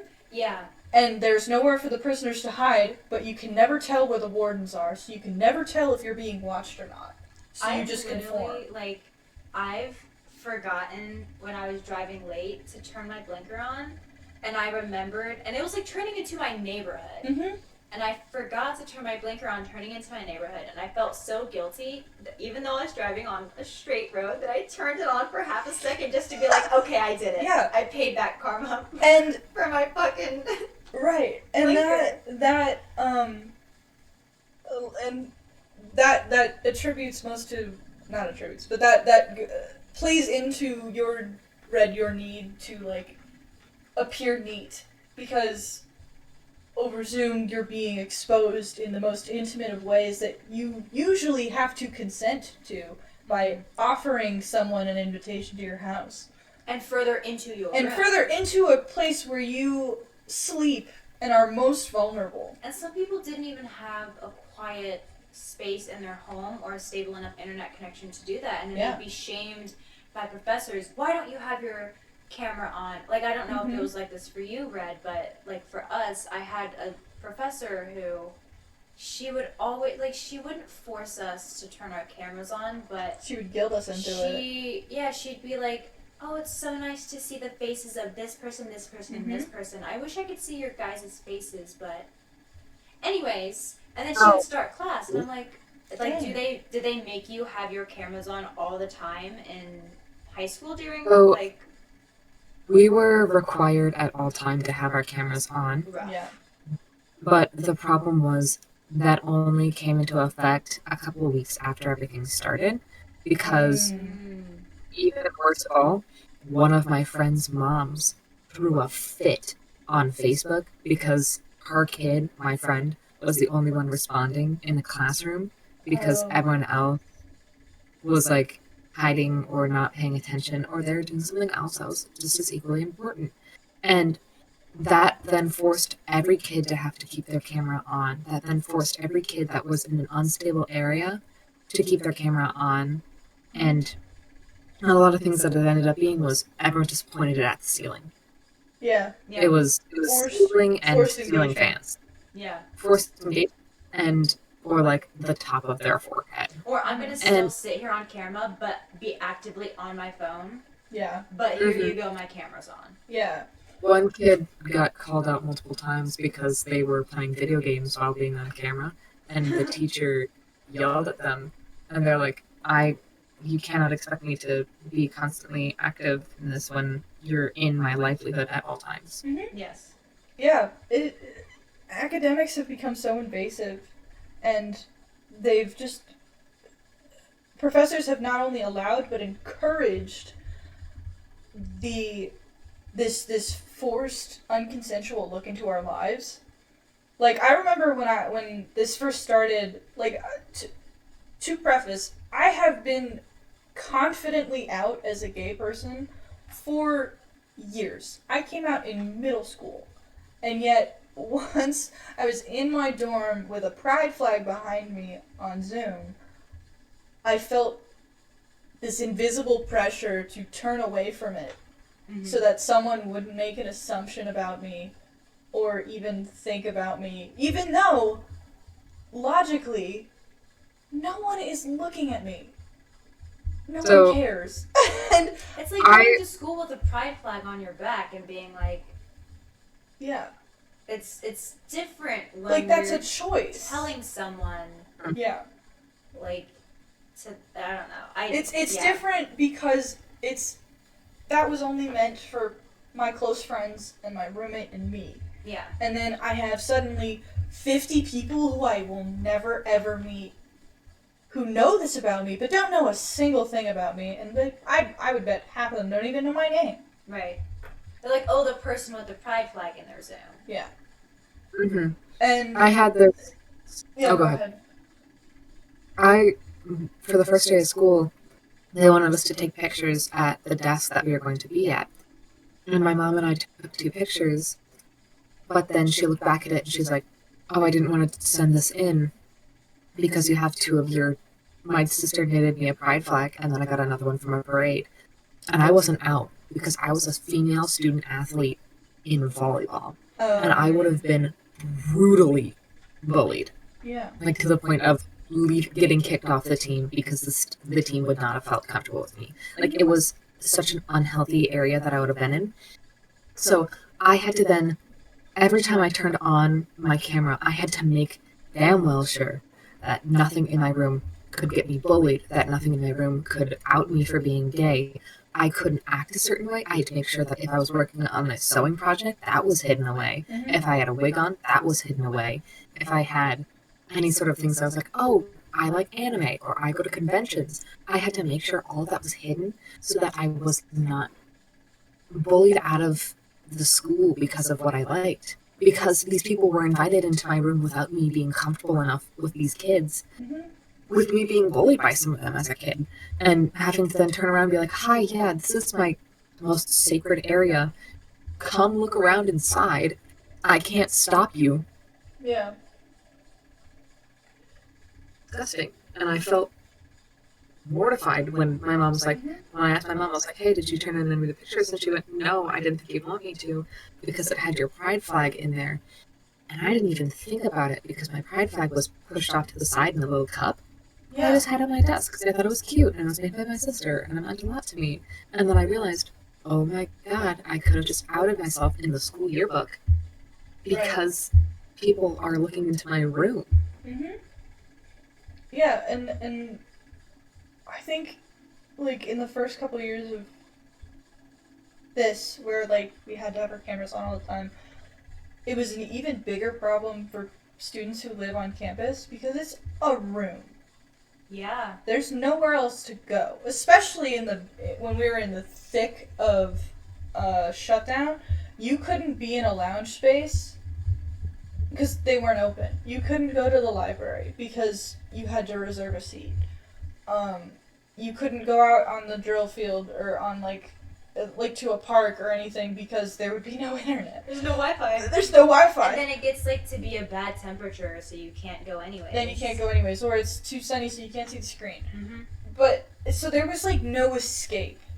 You were in a room that not only did you sleep in and like change and like whatever else, you also ate there, worked there, and had friends over in that same 6x10 room. Yeah. And it was, I remember just being so exhausted and so happy that I had to have a class in person because my foundations class had to be in that's right, person. yeah. It was my only in-person class, and although it was at 8 a.m. and it sucked up the first half of my day, I would be so happy to get out of my dorm, because the only other way I would be able to go out of my dorm was to go pick food up, and I couldn't eat food in the dining halls. I had to take it right back to my dorm. And I feel like Zoom has made us so hyper aware of ourselves to a point where we're micromanaging everything. Mm-hmm. And we're still doing it now, even though we're not on Zoom anymore. I remember, like, whenever before, like, I would make my bed. I make my bed all the time just because if I don't, I will obsess about it all day. But I make my bed, and I have 2 stuffed animals. I have an oarfish and an axolotl. Mm-hmm. And they always are in the exact same position. And I would sit down to do Zoom class, and I'd be like, oh shit, maybe I should take my stuffed animals down because I'm 21. And I was like, oh, maybe I should take my towel off of the hook because you can see the reflection in my mirror of it, even though it's out of frame. So I was like, okay, I have to pile all of this stuff on the chair directly behind me so that when my body is hiding it. And I'm like, what else do I need to hide? Like, should I not open my blinds so that way people can't see what's outside of my room as well and see where I live? Mm-hmm. Like, because I could tell what apartments people were in by the setup. Yeah. And that's so invasive. Yeah. And I didn't realize that until, like, again, I was one of the few people with my cameras on, but when I would see other people's rooms, I'd be like, oh, this feels, like, really intimate. And I'm like, I don't really like this. Yeah. I turned to literally using dramatic lighting in my room via my book light and shining it directly on my face so that nothing else in my room could be seen when I was in my room. When I went to the basement, I forced the contrast so hard that one of my teachers straight up looked at me and went, Red, it looks like you're in an interrogation room. Like, stopped class to bring attention to what I looked like. I was like, don't do that. Hey, don't do that. Yeah, I remember. Hey, don't do that. Hey, maybe don't. Yeah. I remember when me and Michaela were in the same studio class for a summer. I remember I would do, like, silent protests with my Zoom background. Yes. Hogwarts. I had Hogwarts. No one liked that. I could actually pull it up. I used to put shrimp. There's an artist. I have the shrimp one. You do? Yeah, there's, like, an artist who takes shrimp, like prawn, and makes little tiny, like, scenes out of them. There was one where it was Christmas, there was one where it was Hanukkah, and there was one where it was they were building snowmen. Yeah, the sledding shrimp. See, chat? It's so good. And so I would make those my Zoom backgrounds, and it was funny seeing in our studio how people were using that as a form of expression to cover up their backgrounds. One, because for that studio, I was not in a house. I was staying at a hotel because I was in the process of moving and I had nowhere to live. My Wi-Fi was awful, and I remember crying almost every other studio day because I had no space to work and I couldn't go outside, and I was in a place where I did not feel comfortable. I didn't have my car, and I was, like, having to like, make it seem like I wasn't in a hotel room for 6 weeks. Yeah. And I was like, so this is a fun little thing, putting shrimp as my background. Yeah. I remember there was a point where my parents made us go on vacation, and we went to a place with very little Wi-Fi, and that small of a change, it was just for a week. But I remember having a meltdown about it because I was like, to be clear, that course was, one, very poorly planned, two, in the height of the beginning of COVID shutdown. And it was so they had no fucking idea what they were doing. 2 to 6 every single day. I feel like it was longer. I feel like it was. Wasn't it like 9 a.m.? No, I felt like we it was had all due day. dates at 9 a.m., but it was. I think it was maybe 1 to 6. It just felt like it was all day. It was so long, and we would get like maybe 30-minute breaks. In between, but it would be work breaks. They'd be like, "All right, you can hop on Go Zoom. work. to go work and come back in 30 minutes with a finished product. And we'd be like, Okay. how? And we'd have same, like, Same night, day deadlines. yeah, same day deadlines, along with, Ew. like, next day deadlines. Yeah. And originally... Two different assignments. Yeah, 2 different one assignments. One at midnight, one at 9 a.m. Yeah. And this the course was like, the time allotted for the original course was cut in half because of COVID. So, not only was it a completely different format than it usually was, the professors had about 3 months to throw something together, and they ended up not doing it and flying by the seat of their pants anyway. And they were pissed at us about it. They were mad at us about it, and we didn't have any control over it. All of us hated it. We did. To be sure. To be fair, it was a waste of money. But I remember, like, just even when my mother suggested it, I, like, fully had a freak out, and I cried. Because I was under so much stress.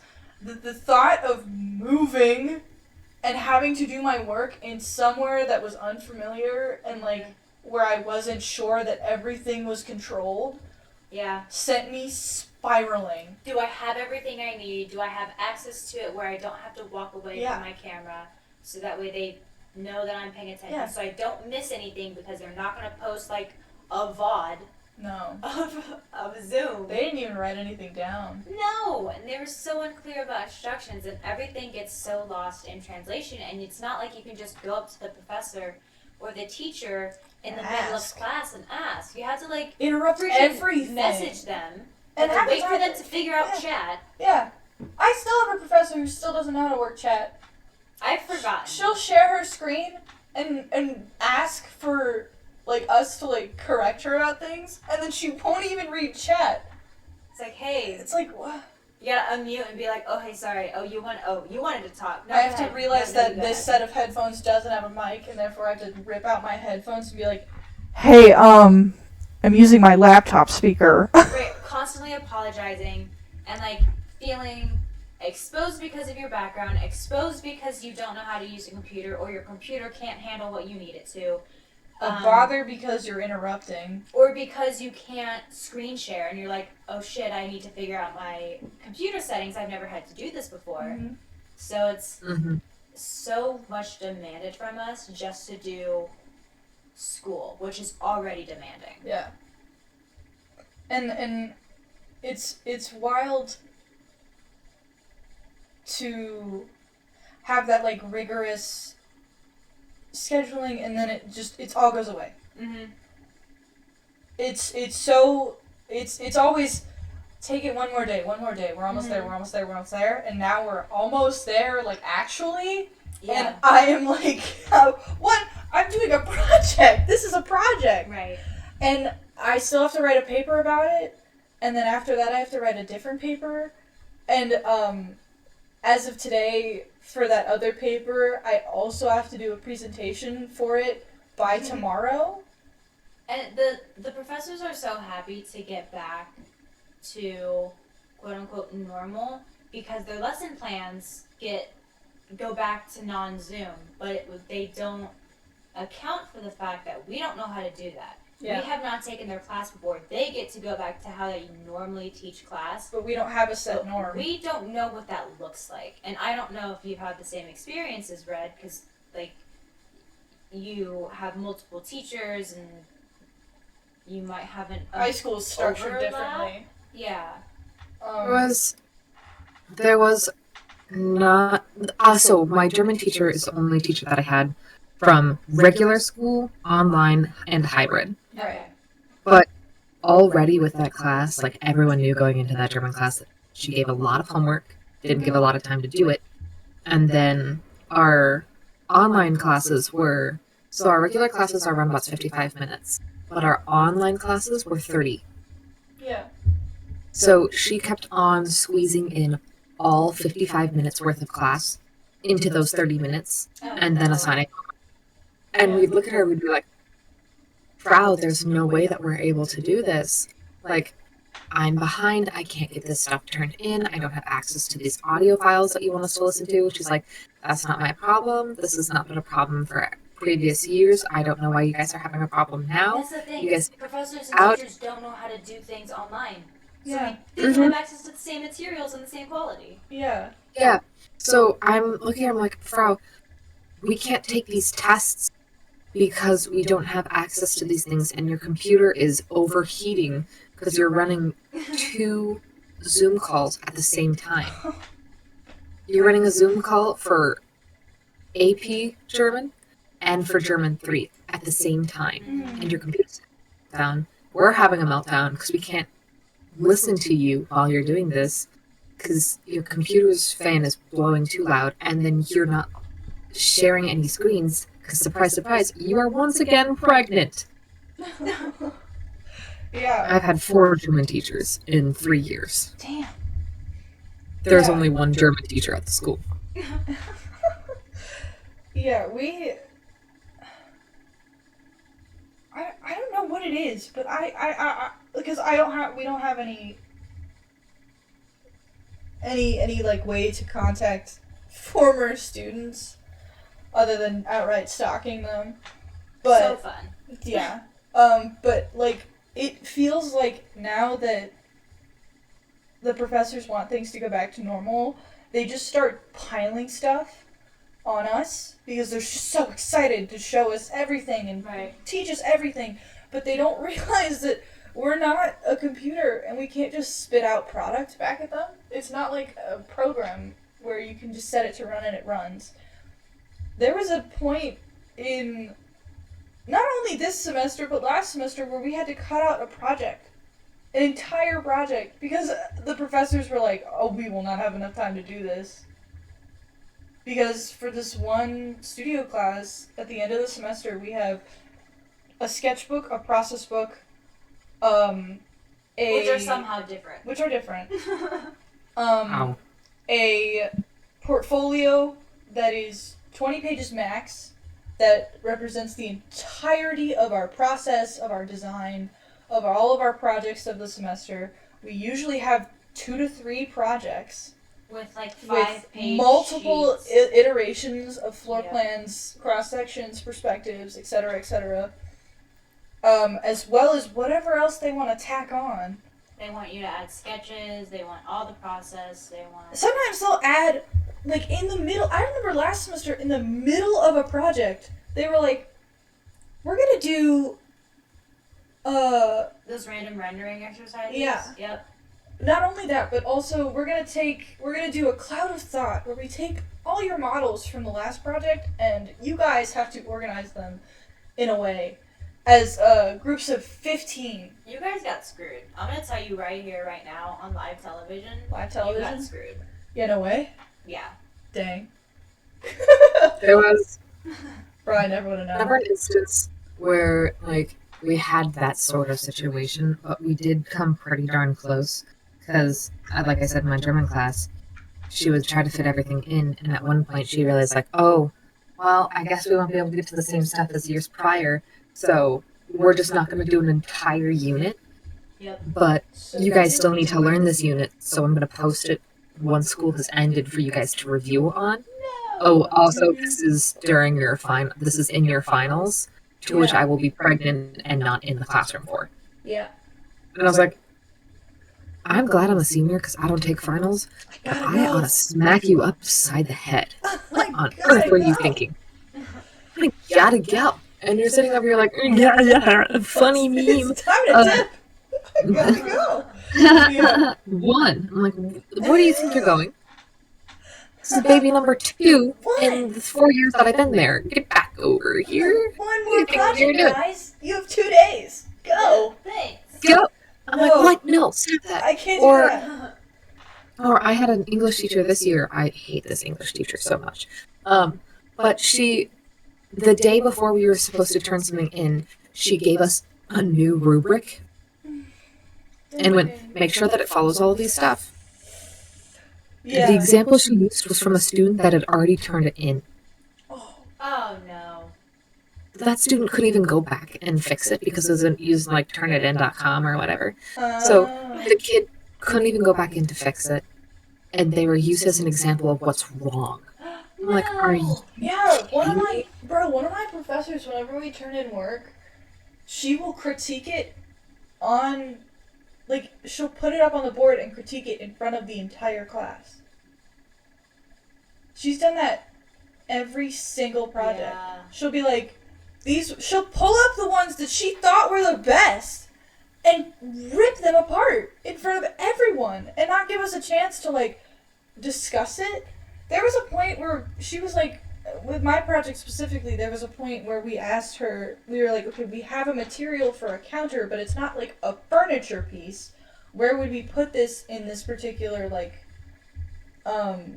technical document? And she was like, oh, put it under furniture. And then we did, and then when it came time for her to crit our stuff, which we never agreed to, she pulls it up and goes, that's incorrect, I don't know why you put that there. And we were like, you told us to! What do you mean? It's so cool you say that. And like,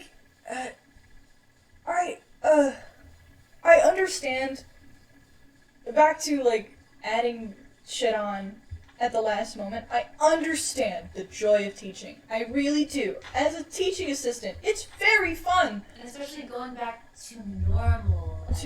As a teacher. It is super fun to teach people things that you are passionate about. But it is a very, very important balance that you have to make between making sure that they get the most out of the course and overwhelming them with busy work and other things that eventually have to be put on the back burner and then are produced at a subpar level. Yes. Like, I can tell you with wholeheartedly that the sketches that I am required to do for a week, four sketches every single week, I can tell you with confidence they are due in like a week, and I haven't finished over half of them. And the ones I have finished, very, very bad. They are, unless I truly enjoyed the exercise, which is not very common because I get very bitter about the fact that we went from actively discussing them to becoming so busy with projects and everything else that it just got like sequestered to a Canvas assignment. You know, the professor who this whole sketching thing is his brainchild. Yeah. This is like the third year in a row that he's done this. Yeah. And he still is like, He still hasn't let's get it gotten up, it. guys. He still hasn't gotten it, that it's not effective. Yes, sir. Maybe stop. Like, the whole point was that it was to keep certain skills, like, warm and ready, but we don't talk about them. The whole point was that we would do them and then meet up with our classmates and our peers and our instructors and talk about it, and then discuss on, like, how to perfect it later. Yeah. Jack, exactly. If the goal of teaching was to help students feel confused and misunderstood, then many teachers succeeded. True. True and real. It's...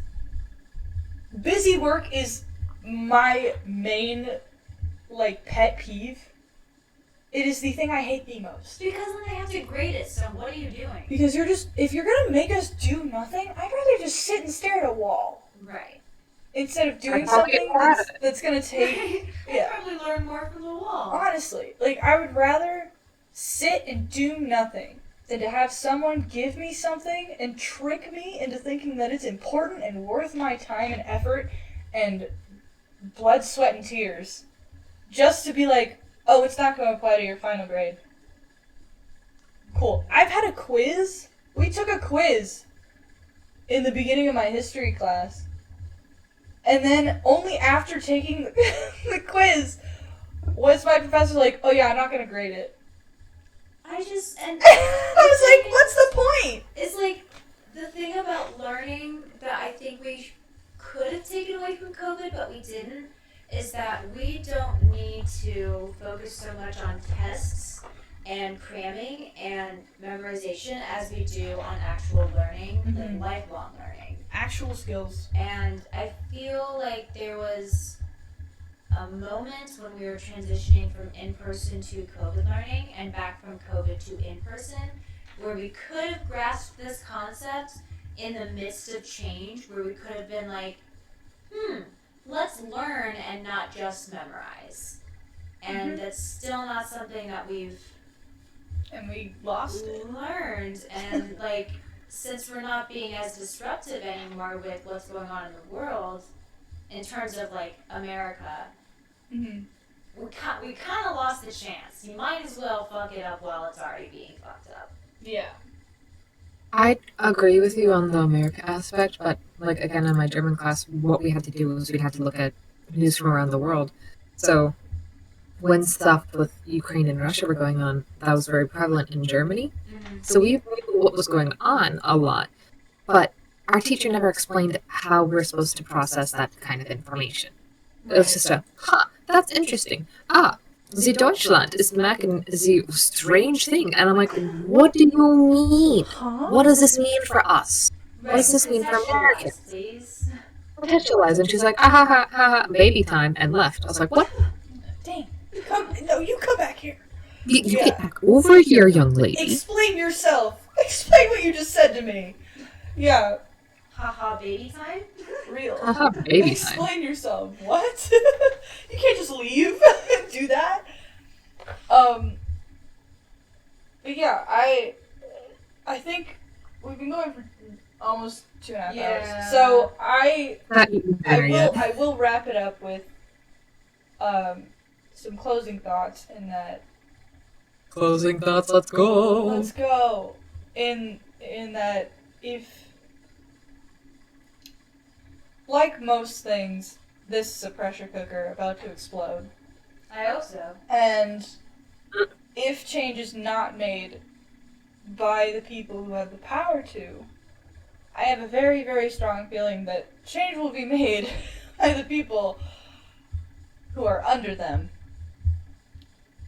And I think that in this effort, in this age of ever-changing, ever-evolving, like a revolving door of ideas, methods, new product and new design and advancement in technology, we need to start at the root of our society, and that is our education. Education has been preached as the most important thing, and yet we neglect it and turn it into something that is hated and dreaded and a big source of a lot of mental instability in our youth.